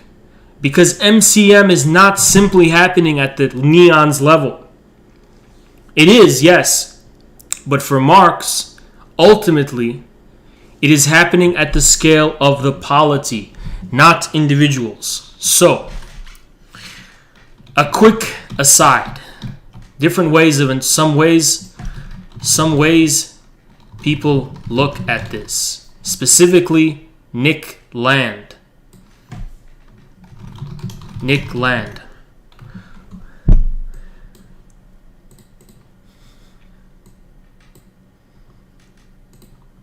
Some ways people have looked at this. Nick Land means that no, it's simple as this. For Nick, for land, money is forwarded into technological means of production.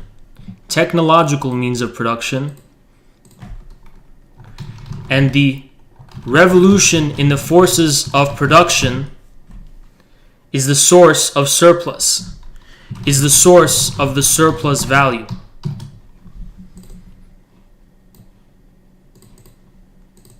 Surplus value.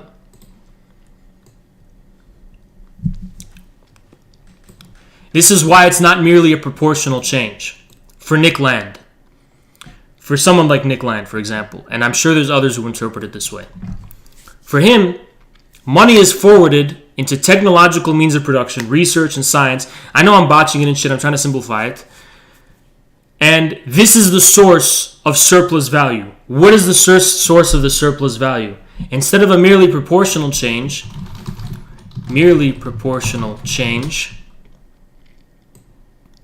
value, new value and new wealth is created by a change in reality itself, technological change.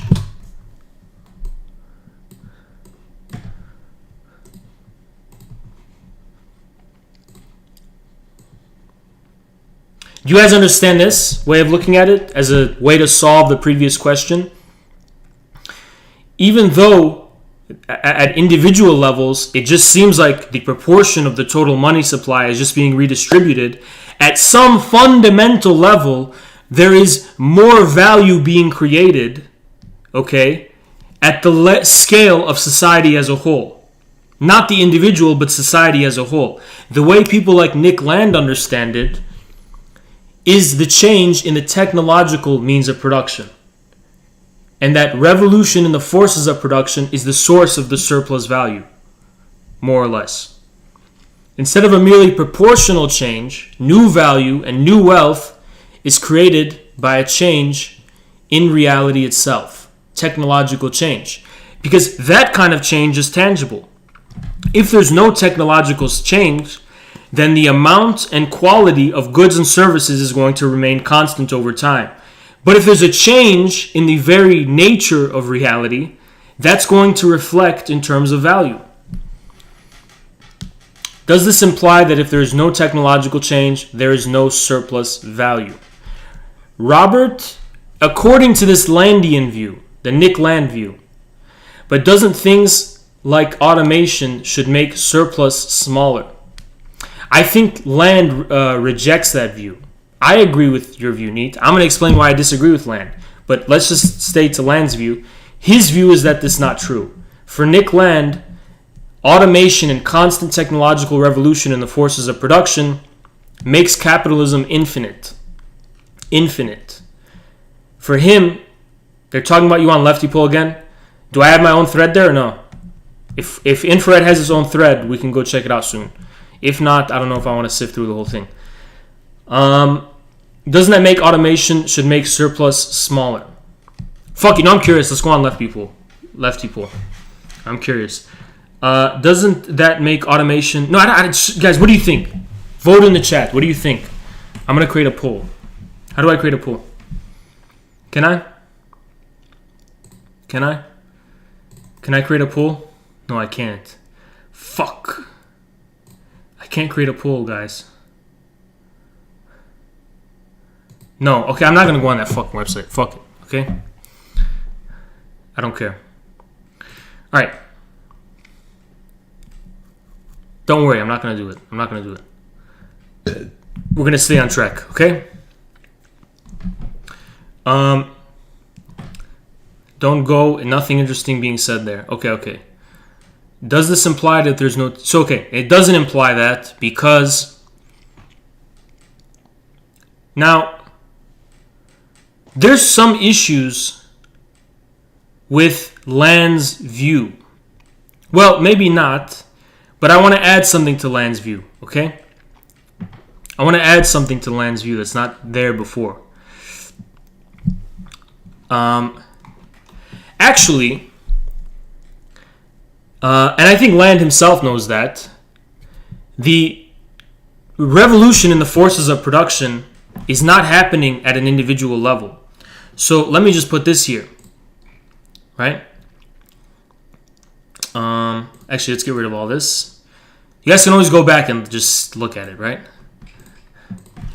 This revolution in the forces of production is not happening at an individual level. It's not happening at an individual level. Meaning, one capitalist, okay, putting this here, this is something you got to bear in mind. Something you got to bear in mind. Individual capitalists do not create revolutions in the forces of production or the necessary technological change that could possibly correspond to surplus value.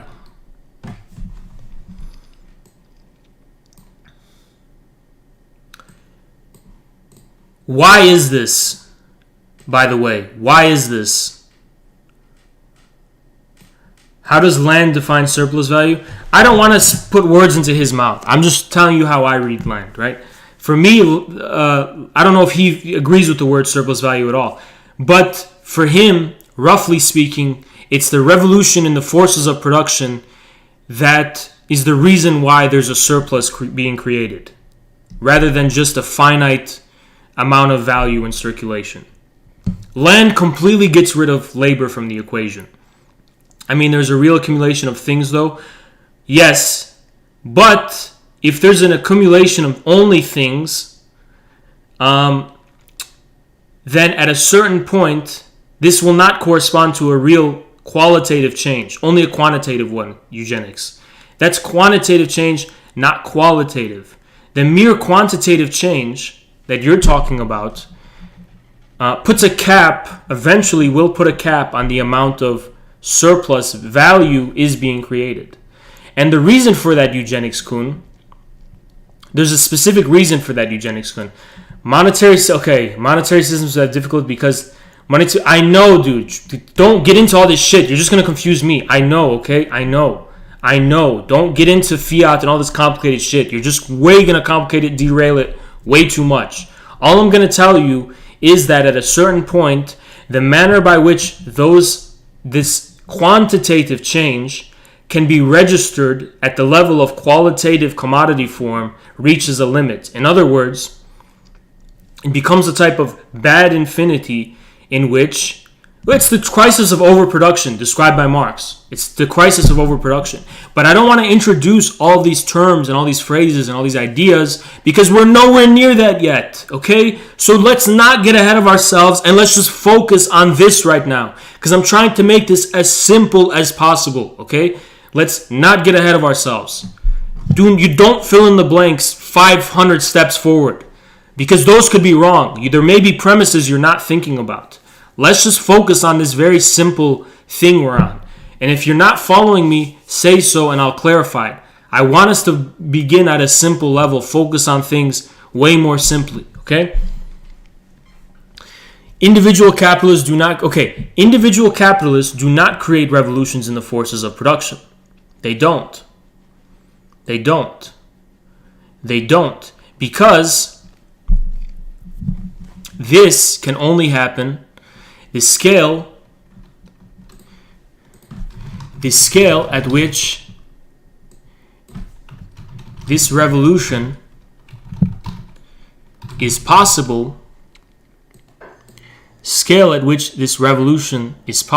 in the forces of production.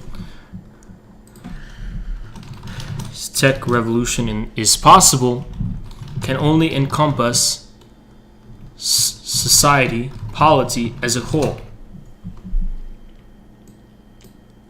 It is a historical revolution. It is a historical revolution. Why? Why is it only a historical revolution? And it's not a revolution that's merely happening. For example, I'm a capitalist, right? And I'm forwarding money into goods and yielding a profit. Is what the capitalist is doing, let's represent it this way. We're gonna go back to Neon or someone until I find a better name to use, okay? Now, when you have Neon here,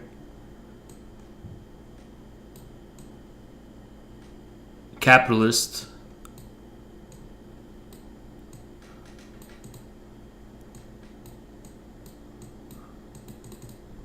okay.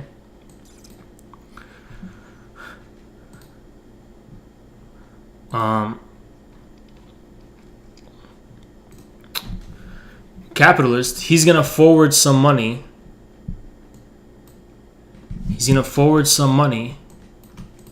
Into commodities, some type of commodity, to yield. He had 4, so we're going to do 5.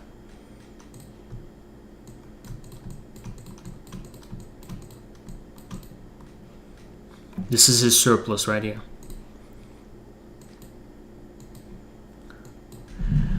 Because technological innovations happen through society as well. I know, but we have to get to why. There is some planning going on. Not quite. That's not quite the reason, actually. It's actually a lot more simple. Okay? And it's like this, right? M, C, and M, right? Now, insofar, has Haas gotten triggered yet? No, not yet. But our viewers are dropping off, so I don't know if I should continue too far. You know, I might want to put a cap on this soon. Okay, so M is this surplus right here. Insofar as this is a real surplus and not merely a reallocation of the finite money supply,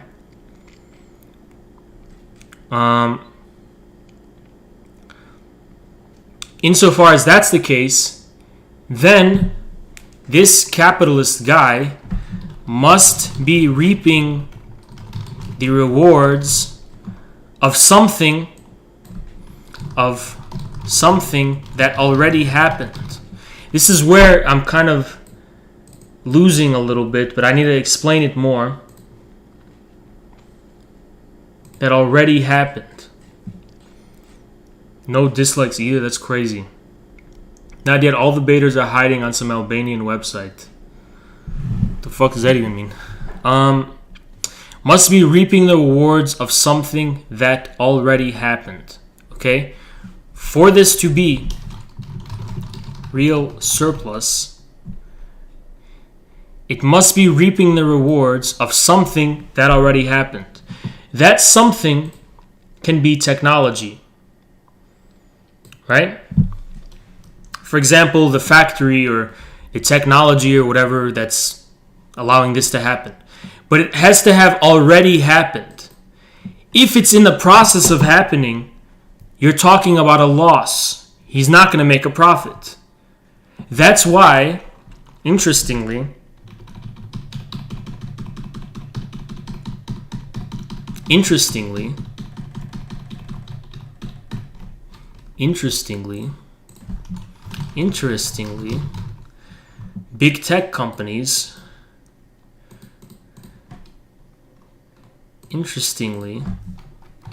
big tech companies, Google, Amazon, etc.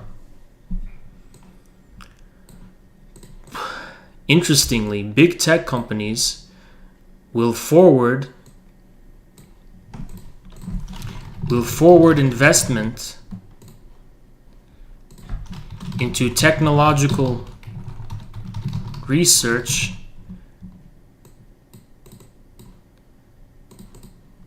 initially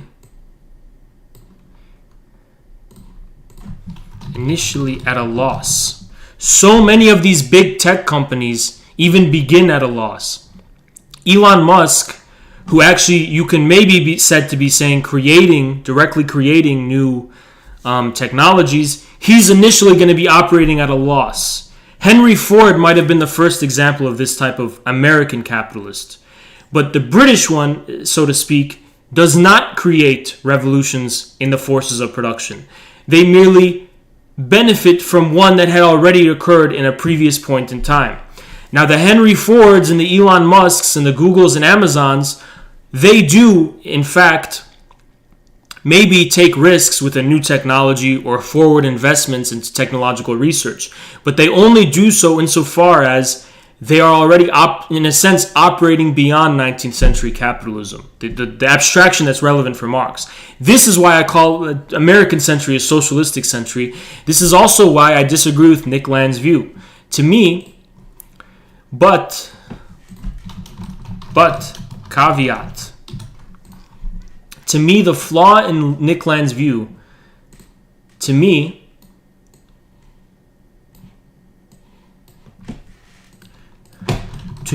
the flaw in Land's view is that he does not properly define revolution in the forces of production. For example,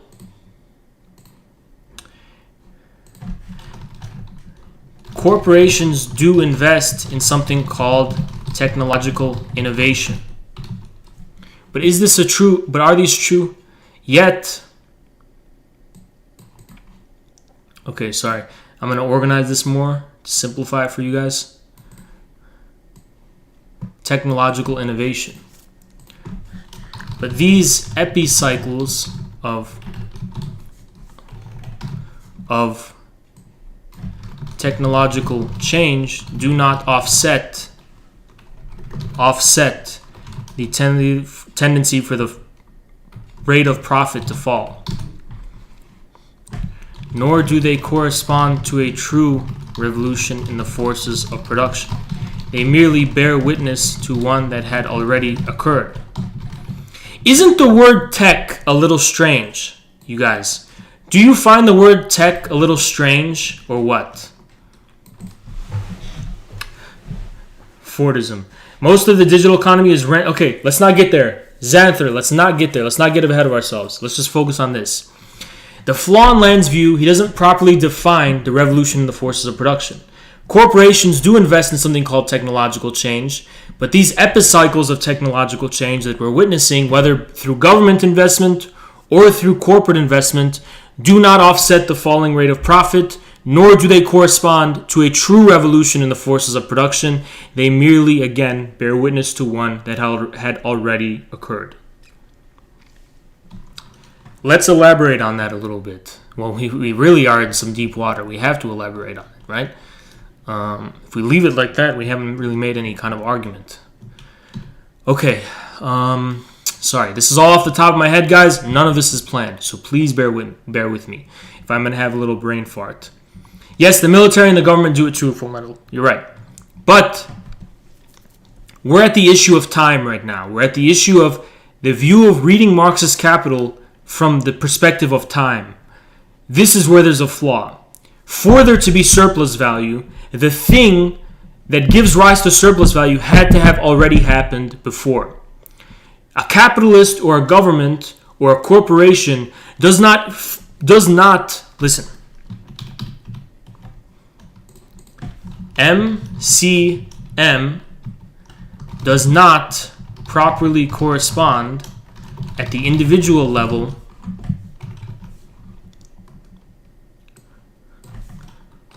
to, let's say, value, let's say, tech, labor, etc., surplus value. You see my point? At an individual level, there's a discontinuity.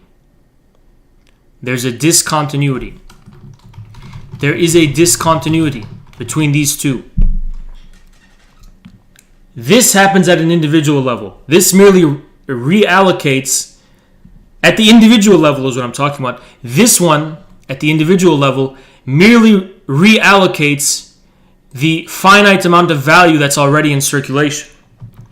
This one is expressed only at the level of the aggregate, according to Marx.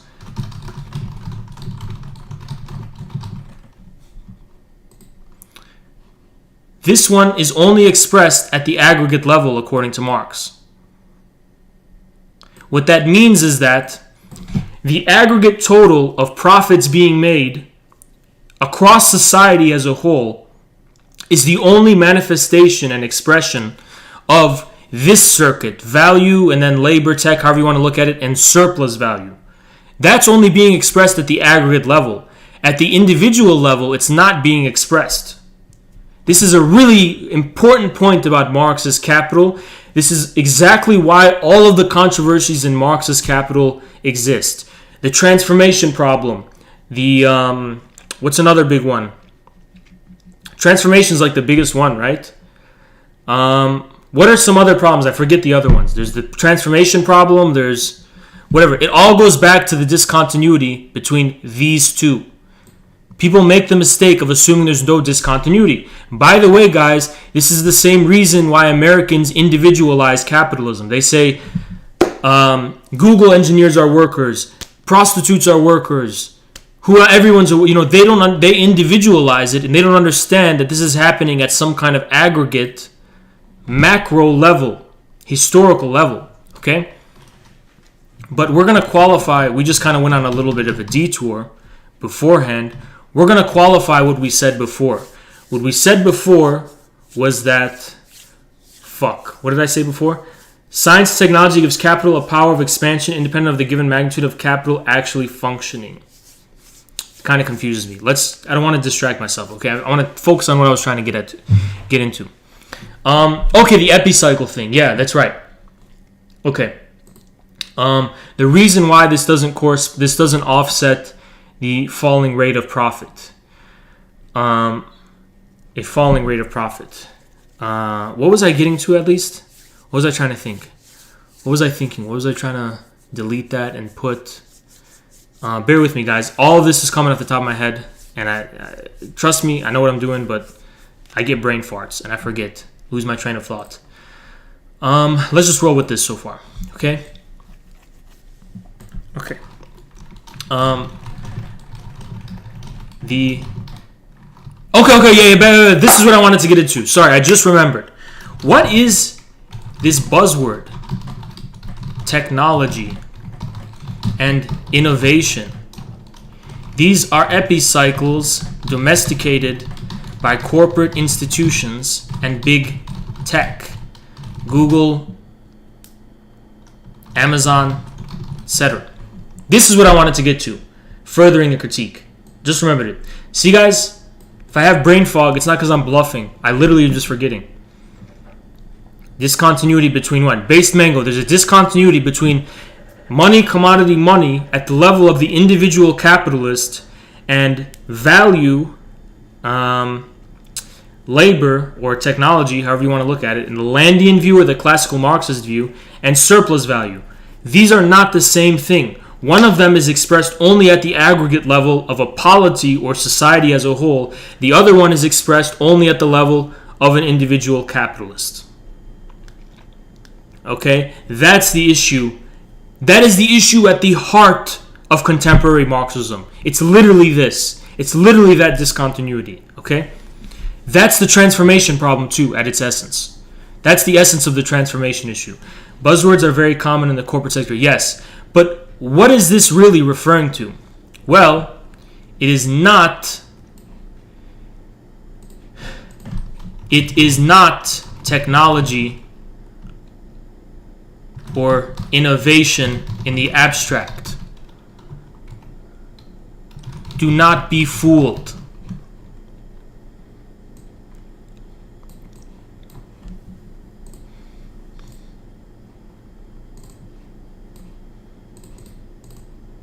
Do not be fooled by the buzzwords. They have not captured the essence of transformations in the forces of production.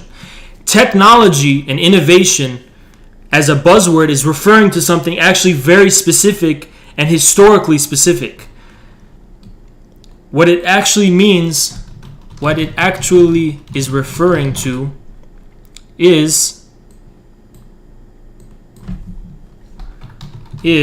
more or less cybernetics,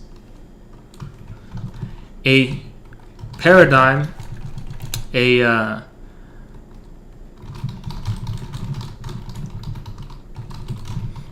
after World War II.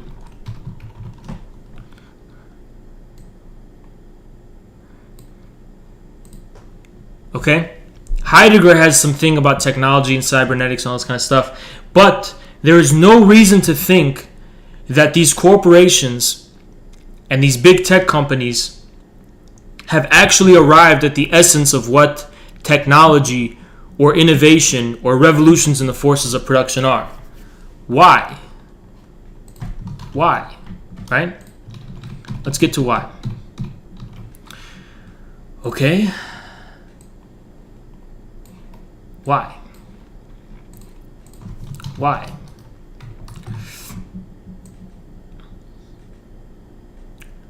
We're going to get to this. Why? The reason is because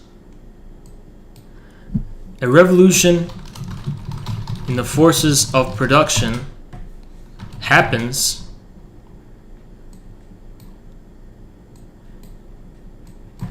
at the furthest threshold defining mankind's or a polity relation to nature and itself as a whole. Okay? Uber didn't fucking do that. Google doesn't fucking do that. The newest iPhone doesn't fucking do that. Because from top to bottom. Because the real revolution in the forces of production happens from the top to bottom. At the level of Anthropocene. Geological level today. Today, this is geological level. This is geological level. Our deepest, our geological and ecological level. The deepest possible relation to both nature and mankind a polity actually has. This is some really complicated shit. So I am expecting some of you guys to at least ask me to elaborate on this, because I don't really think everyone's just going to get what this means at first. On the one hand, Google can invest money and funds into innovation research. What Google cannot do is initiate voluntarily a fundamental revolution in the forces of production that happens at the deepest and most fundamental material level in which mankind possesses some kind of relationship to both nature and itself. In what sense in relationship to nature? Technology is a revolution in the forces of production. How production organized? No, it's a revolution in the forces of production, which means how organizations, society's organization, for example, and institutions relate to people. How are people and institutions and the organization related? The second one is how is our technique, our technology, and our society related to nature itself. This is something that is primary, that we can only relate to consciously as actors, as modern subjects, after it has already happened. We cannot voluntarily initiate a revolution in the forces of production. We cannot. We can only presuppose one that has already existed. And the reason for that is because it's an epistemological problem. I don't want to complicate this too much, but it's an epistemological problem. Epistemological problem. Fuck.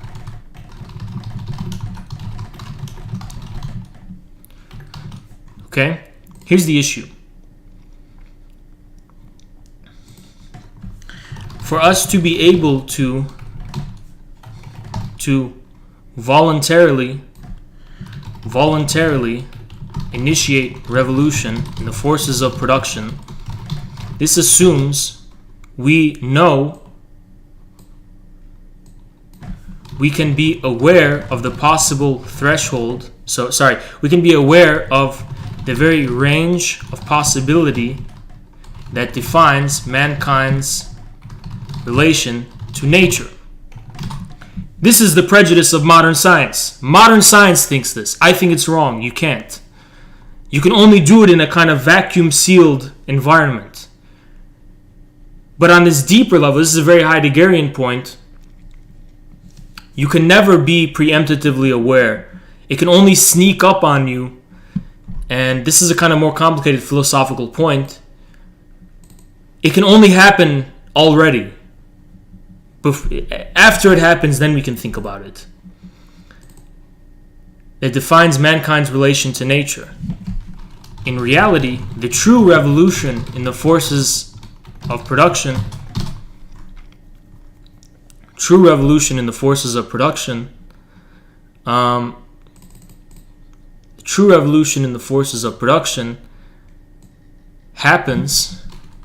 happens first. True revolution in the forces of production, is the one that redefines our knowledge of the range of possibility in the first place. This is how it's simplified, actually. Right here, this little big paragraph. Read this, guys. Paragraph. This is how I put it. For us to be able to voluntarily initiate revolution in the forces of production, this assumes we can be aware of the very range of possibility, okay? The range of possibility that defines mankind's relationship to nature. So, for example, I'm a scientist, and an engineer. Google is funding me to innovate, to make products. But if I'm a scientist, then I am limited. My hypothesis, my imagination is limited. Okay? A true revolution in the forces of production increases the threshold of what it is we consider possible and impossible. But if I'm just a scientist, or an engineer or some kind of tech guy, I can't actually initiate a real change in the forces of production. I can only work with what has already been established by precedent as possible. Now you can say, well, you can engage in experimentations. You're right. I can engage in experimentations, new experimentations to how do you say it? To disturb, to touch upon the range of possibility. But even the range of what I consider possible experimentally is finite and limited by the true threshold defining mankind's relationship to nature and itself. That's my point. That's why I reject modern science. To me, modern science thinks, and the paradigm of technology thinks that in general, by experimenting, it can arrive at truly novel insights. To me, the novel insights arrived at by modern science are already predefined by a definite historical threshold that are merely being wrought out. There's no true modern science that really establishes a most fundamental relation between mankind and nature. The Heideggerian point would be that our relationship to nature comes first and is primary. We can only react to it and reap the fruits and rewards of it. Okay, this was a big detour about Nick Land. This is some ways people look at it, technological change. So after all this critique, I know this is not satisfactory. This is an introduction stream, guys. It's an introduction stream, okay? This is an introduction stream. This is an introduction stream. Ultimately, it is not only superficial technological change that gives rise to a true surplus value. It is a change. The change is also, let's say, historical change,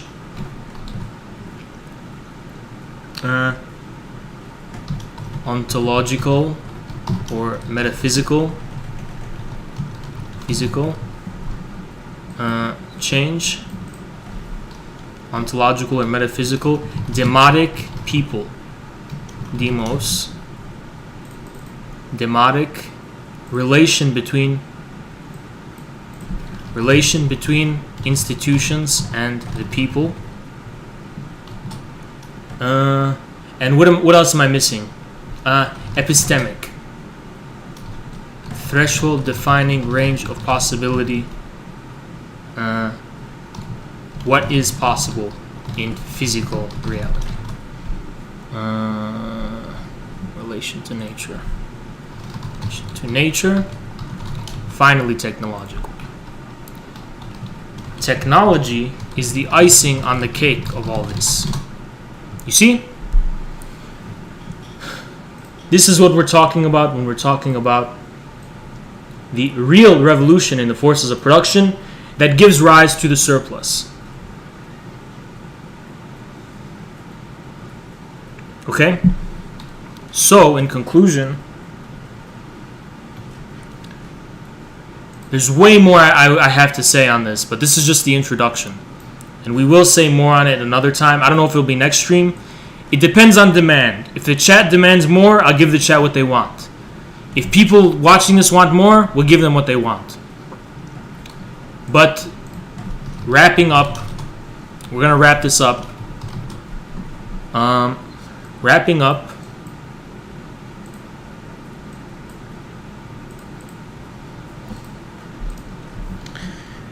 MCM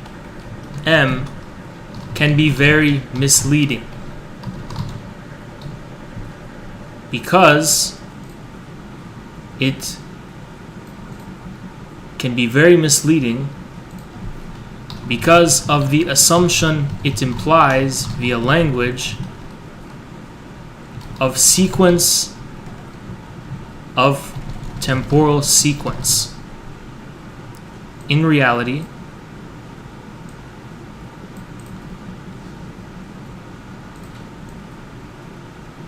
More. You probably never read any Marx. Chaz Daz, the fucking idiot, comes on my streams to troll me. He just wants to troll me. Whatever. What do you have to say, Chaz Daz? Before I wrap this up, what do you have to say, Chaz Daz? Explain how I never read Marx. I've never read any Marx. I've never read any Marx, you fucking idiot. Chaz Daz, you fucking moron. Who is this guy? How do I go on his profile?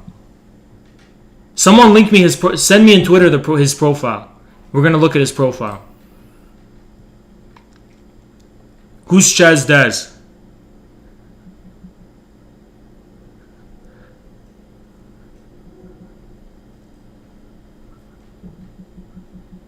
You've probably never read any Marx. Chaz Daz asking for it. But show me who his profile is. Send me on Twitter his profile. Send me on Twitter his profile. We're going to look at his profile together. The guy who's judging, I haven't read any Marx, so we're going to see. Can you guys click his profile? How do I find it?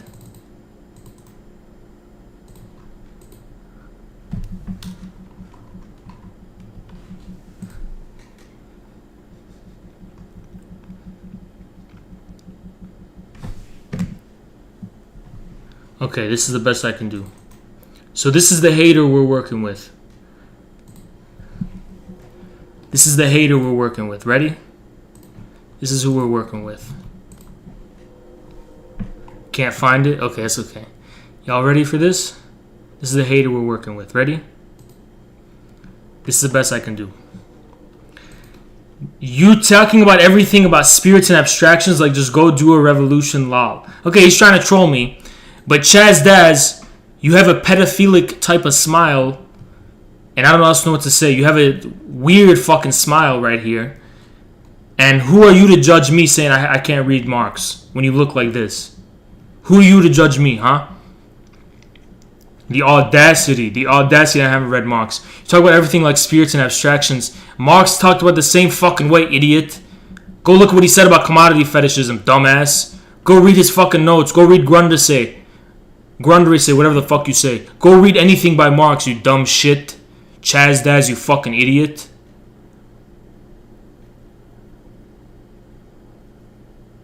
That's not him? I don't know who the fuck this is, man. But this wanna come at me, I'm gonna come at you right back. I don't even know who this is. Don't diss it. Alright, fine, I'm not gonna diss it, okay? I'm not gonna diss it. Not gonna diss it. But, you wanna come... This guy hasn't read any Marx. After seeing his whole fucking stream, you bet your fucking ass I've read Marx, dumbass. Just trying to troll me. Okay, we're gonna go back. Distraction. I'm saying it's distractions. Look, guys, like I said before, infrared's not going anywhere. The left will reckon with infrared. You understand? We're not going nowhere, okay? The hater's gonna come, try to discourage me and shit. You suck my dick, bitch. How about that? Because of the assumption it implies of temporal sequence. You understand? Back on track. Back on track. Okay. Because why? In reality, surplus value is created not a surplus value is already created. The range of surplus value is already created and established beforehand in time by prior revolution in forces of production. By prior revolution in the forces of production.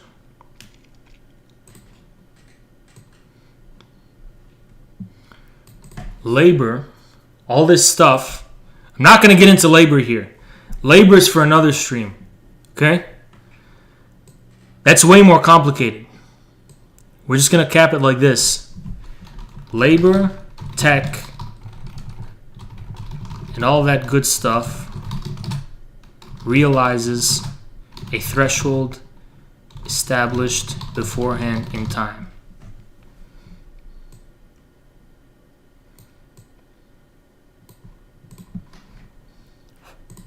This is how I would conclude. Now, I'm not going to conclude it with this. We have to conclude it with something better. This is off the top of my head, guys, okay? So, we're going to conclude MCM. Is what we're going to conclude. Okay. MCM should not be understood voluntaristically. In fact, it is profoundly conservative circuit.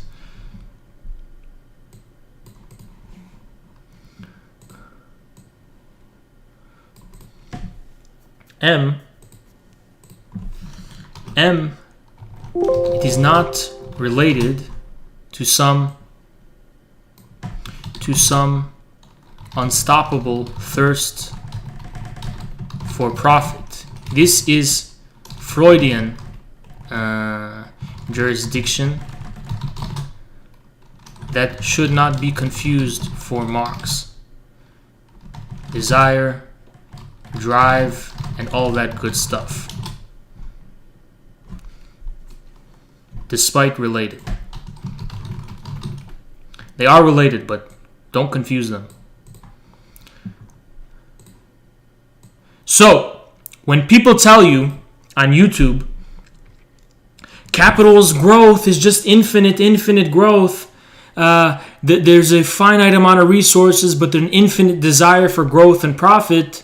Well, this is actually not a proper understanding of what capital or capitalism is.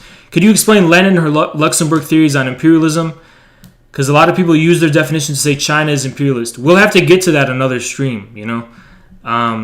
This is not going to be a 5-hour stream, so I just wanted to introduction to capital. But I could also do an introduction to imperialism, or I could do capital part 2. I'm going to try to put polls out on Twitter. This is a good time, guys, for you guys to look right here. See this? Follow us on Twitter, because I'm going to put up polls, and I want to see what kind of streams you guys want. And you're going to be able to vote for us. Twitter.com/showinfrared. Follow us. I can't do YouTube polls yet. We need 1,000 subs. Otherwise, I would just do those. But we'll vote on what kind of streams we want in the future. I'm still confused about the fact that it doesn't correspond to the individual level. Yeah, that's the crux of it. But it's as simple as this fact. At the level of an individual capitalist, all you're doing is reallocating the amount of value that's already instanced. Meanwhile, the real circuit, the wider circuit of that produces surplus value, is actually happening at an aggregate level, not an individual one. Yeah, we'll do an intro to imperialism sometime, but we're going to do polls and stuff to vote. Some streams are going to be educational like this. Not all streams are going to be educational, guys, okay? But this is our second educational stream so far. By the way, guys, if you want to find our streams, go on our profile, click playlists, and click live streams, and they're all going to be there, including this one. I'm going to keep this on our channel maybe for a day, and then I'm going to unlist it and put it in our playlists. But they're all going to be there, but we just don't want it to be on our main cover page forever, you know, because we want our cover page to look good. Yeah. Okay, anyway. MCM should not be understood voluntaristically. In fact, it is a profoundly conservative circuit. And the reason for that is because the surplus is already latent. MCM just realizes something that was already there. Just by being. And this is the final thing I want you guys to think about. And this is going to, even Hakim, what he said about the finite resources and stuff, I'm going to be disagreeing with that. Because I'm going to say this. Merely by subsisting, humanity produces an excess, a surplus.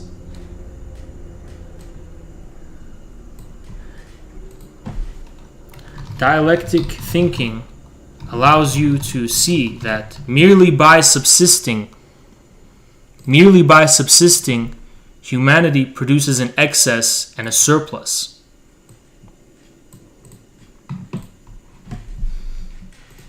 Why?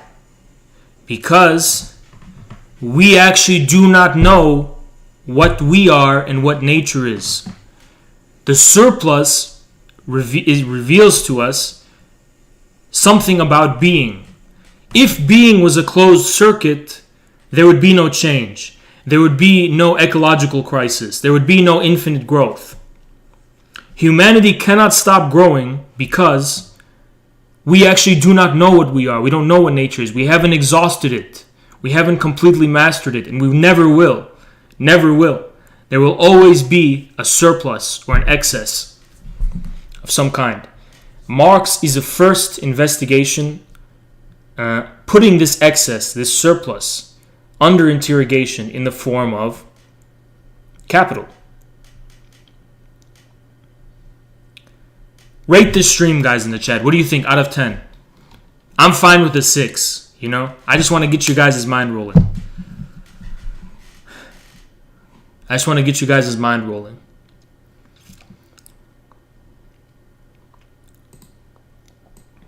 What do you guys think?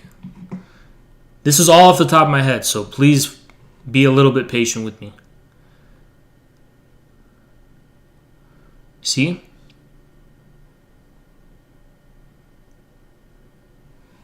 Okay.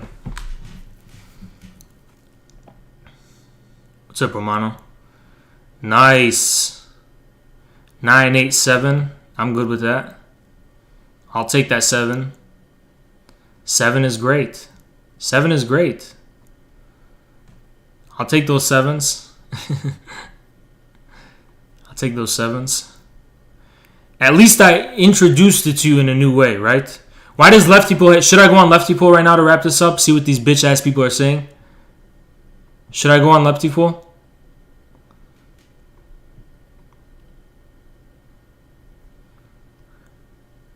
Yeah, I should prepare it more next time. It's all off the top of my head, you know? But I kind of feel like I'm going to check out what all these people are saying.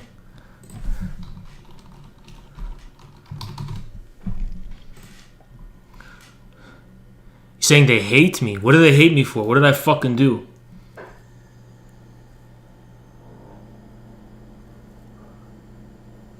Look at this guy already quoted me like this.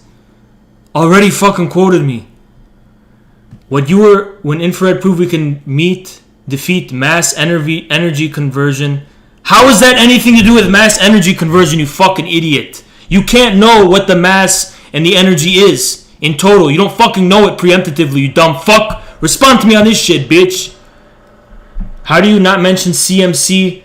Because it's all off the top of my fucking head, but I pretty much did mention CMC when I talked about the pre-capitalist societies. Idiot. Fucking more. I want to see this Jimmy Neutron fucking idiot. I want to see the Jimmy Neutron retard. What does this have to do with mass energy conversion, you fucking idiot? What does that have to do with that? Matter cannot be... So, you are assuming you know the total... You know what matter is then, right? You already know what matter is. You know the total amount of matter, and you can actually quantify it, according to you, right? You have a little book, and you know all the type of matter that exists, and you know it, right? I said it's an epistemological problem, you fucking moron. But you, according to you, just because there's only... It's like, why do you assume you know the amount of mass or energy that exists? Why do you assume that? Because you're a Western retard. I have a shitty microphone, otherwise I would. Debate me, bitch. Come fucking debate me. I don't care about your shitty microphone. Come fucking debate me, you pussy. Look at all these fucking people. Bitch. Modern science, the institutions of science pretty much should be rejected at this point. Because so much... Yeah, I agree. He actually thinks the profit motive is psychological. I'm saying you leftists only represent it in a psychologistic way. You always talk about this hunger for greed and infinite growth. This is a psychological problem. You are making an assumption when you talk about infinite growth. What about the great stagnation? What about the element of stagnation and decay? You only talk about infinite growth, but you never seem to fucking mention the falling rate of profit and the aspect of stagnation. Because you make an arrogant fucking leap, an Olympic leap, that you're not justified in fucking making, of assuming infinite growth in the abstract based on a finite and historical type of growth. Moron. There are either arbitrary categories we make. What? We like to and on some level believe we're something more than... Read the DDR flag post. Who's that? Neon? Dude. I'm not going to read your paragraph. Something ontology. Dude, I'm not going to read your dumb paragraph. Sorry. How bourgeois science is corrupted, but rejecting modern... Because you didn't understand why I said I reject modern science, you fucking moron. It's about Anglo-modernity. But I didn't even get to any of that either. Already created and established beforehand. Yeah, I want you guys to wrap your head around that and think beyond linear sequentialistic time. Yes. Tell Infrared he hasn't read Marx. I bet your fucking ass I read Marx. Exactly. Exactly, bitch. Pussy. I don't give a fuck, dude. I don't care who it was. You understand? They give off exude energy in the chat, superimposed my interpretation of the picture. Yeah, so there's a circuit, right? Money spent to produce commodities, and those sold to get more money. Actually, this is misleading. Yes, you Marxists make the fucking misleading assumption. I didn't say Marx made it. You're making the assumption. Marx was simplifying it, but through capital, he clarifies what the fucking point is. You fucking idiot. He literally doesn't know. Yes, he did, because I'm talking in terms of epistemic about our knowledge in relation to this range of possibility. You fucking moron. That's why I said epistemic. All you guys look stupid as fuck.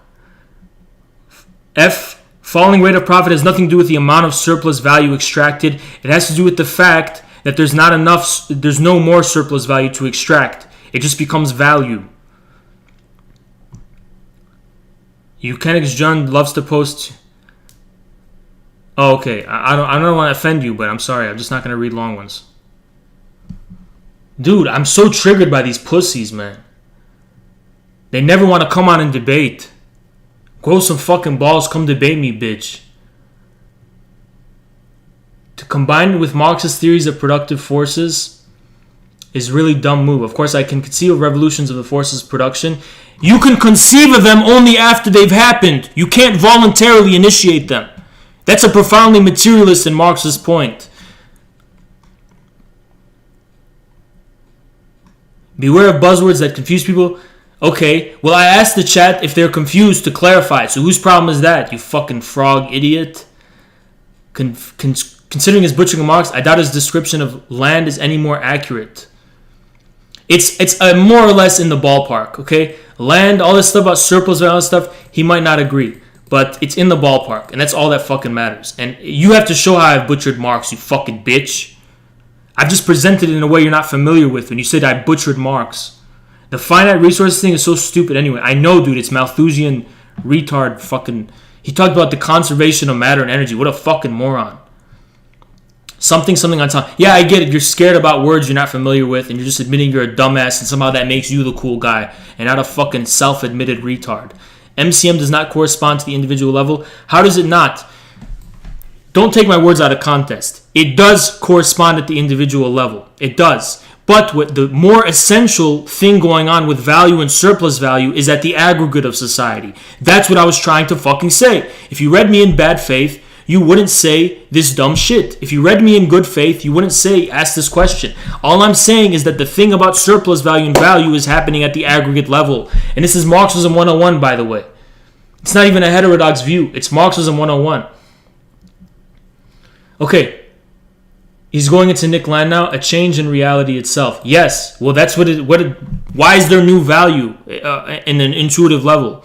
Because something changes in reality and the money corresponds to that. There's a qualitative change, not just a quantitative redistribution of the finite amount of money that exists. There's a change in reality itself, and according for land, at least as far as I know about land, that's what corresponds to value.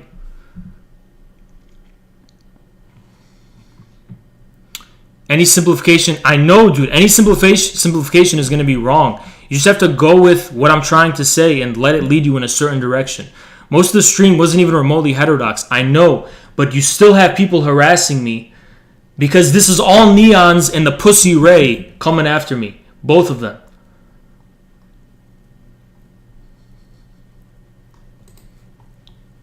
Okay, and why is this, I'm just trying to simplify it, guys. Visual aids, okay, well, you make a better stream than me. You get a stream with 40 people and this amount of likes and this amount of positive feedback, and then come compare with me. You do better than me, bitch. All you guys on this website, Lefty Poll, you guys got to understand, I'm out here representing basically your little, Marxism, Lenin, all this stuff. All these things that are only being circulated on your dumb little shit in the West. I'm out here putting myself out here, and Infrared's going to grow, and we're going to be the ones representing this. Whether you fucking bitch-ass people like it or not, we're going to be the ones participating, representing this. You're going to be behind your fucking keyboard on this dark website, bitching and complaining like you've always done. You know what I'm saying? You better not get it mixed up what's going on here. What kind of relationship we have to your bitch-ass website. Because he very obviously has not read Marx. They're trying to troll me. Haz, there is an objective quality to knowledge. You fucking idiot. No one would say, not a scientist, no one in the fucking world but a fucking idiot would say that you can have knowledge over all of reality. You can't. There's things you don't know. Simple as that. I'm not talking about objective quality. This is all bullshit from Lenin's empiricist criticism. He already covered it. Okay? Yes, knowledge can have an objective quality. But at the same time, it's still going to be relativistic because there's a discontinuity between knowledge and material reality. And it's never going to be one thing. This is very simple materialism. Haz, you don't know what epistemology is? Shove it up your ass, bitch. Why do you think we just create surplus value willy-nilly? When did I say that? I said the opposite. What? You're not compelled to do it. You're individualizing Marxist capital for your own personal fucking melodrama because you're a fucking loser in real life. You're personalizing it. It's not a fucking excuse. Come debate me, you pussy. How is a motive a material force? I didn't say it was a material force. Why do people put words in my fucking mouth? When did I say it's a material force? All I said... Oh, it's a different guy. Sorry. Profit motive is based on the way capital has to function. Listen, guys. Ultimately, when you're talking about profit motive and capitalism, you are talking about individuals. Capitalism doesn't exist on its own. For capitalism to function, this is all being mediated through individuals. This is why Marxists never had a good idea of subjectivity, never had a good theory of subjectivity. That's why they turned to Freud, because you have no understanding of subjectivity whatsoever. Profit motive is based on the way capitalism has to function. Who is capitalism? Let me talk to him on the phone. I have my phone here. Give me the number of capitalism, and I'm going to call them and I'm going to start yelling at them. That's how fucking stupid you sound, you fucking moron. What is capitalism if not being mediated through individuals? You fucking excuse-making bitch. You're like these fucking leftists on the internet who's like, oh, the institutionalized capital's making... You're just making excuses for your own individual shortcoming. Oh, it's almost like Ayn Rand was right. You just keep referring to these macro social shit as an excuse to bypass the question of subjectivity and the individual. In your sense of it, Anan, whatever the fuck your number 66628, capitalism doesn't even fucking exist. Okay? How about that? Because of competitive context. Okay? But why is there people... all I said was that the drive for money and money's own sake and the infinite growth thing, these are all psychologistic critiques, not up the ballpark of having a more fundamental understanding of Marx. If the oil supplier holds their... yeah, I know. This is a different question. I'm not going to get into this complicated shit. Libs go apeshit, and I know, dude, it's fucking lib website. What's up with that? Bunch of fucking libs, dude. I'm triggered by these pussies. What does that make Haz then? Yeah, I'm triggered by pussies like you existing. Debate me. Why would anyone debate someone who makes some all man? So you come out in the open and do this, you fucking bitch. You're spending your time on a website called Lefty Pool. I'm out here in the light of day, reaching a wider audience than you ever fucking will. You compete with me, bitch. You get on my fucking level. This guy's schizophrenic or something. Fixation on Neon is that he actually is. No, I just don't have another name that everyone else knows and is familiar with that I can use. And it was a fucking joke. Jesus Christ. Let me joke with my audience. Majority of my people are my people. You bunch of little bitches in the minority complaining. He's doing targeted harassment on the thread. And Darwin was cribbing from Malthus in his evolutionary theory. Yeah. You're taking a very... What are you doing? What is this?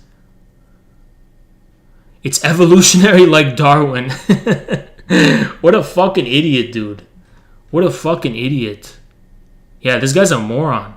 The ones who follow the program succeed and survive. It's not psychological at all. That doesn't have a psychological correlate or component at all. Are you stupid or what? There's no psychological anything involved in that, what you just said. You just explained why it's psychological, you fucking idiot. Or are you saying it's just a matter of survival? Well, 99% of people don't do what you're saying, and they still survive physically. So, what is your point? You're trying to bring in Darwin. You sound like a fucking moron. How is it not psychological at all? Is it psychological? What an idiot. It's subjective. It's not subjective. I didn't say it's subjective, you fucking moron. I said Marxists don't have any view of... You're the ones who brought this in. I was taking your side at first. I was saying the psychologistic stuff, put it aside. Let's just focus on Marxism. But now you guys are coming and saying that psychology has nothing to do with any of this and there's no psychological reality. Well, that's why Marxists have a dipshit understanding of subjectivity. They don't have one at all. This is all bullshit anyway. Capital generates value. That's a different story. You're getting into more complicated territory. I was just trying to... This was an introduction to capital. Haas, I think your problem I have with your presentation was that you really seem to imply that machines create new value. I never implied that. I said that was Nick Land's view, and that is Nick Land's view. I said I disagree with that view. I didn't get into labor because it's a way more complicated conversation. I never said machines can produce new value. I said Nick Land thought that was the case, and I disagree with that. Okay, I'm done with this. That's it. That's all the laughs you're going to get out of me today. Okay?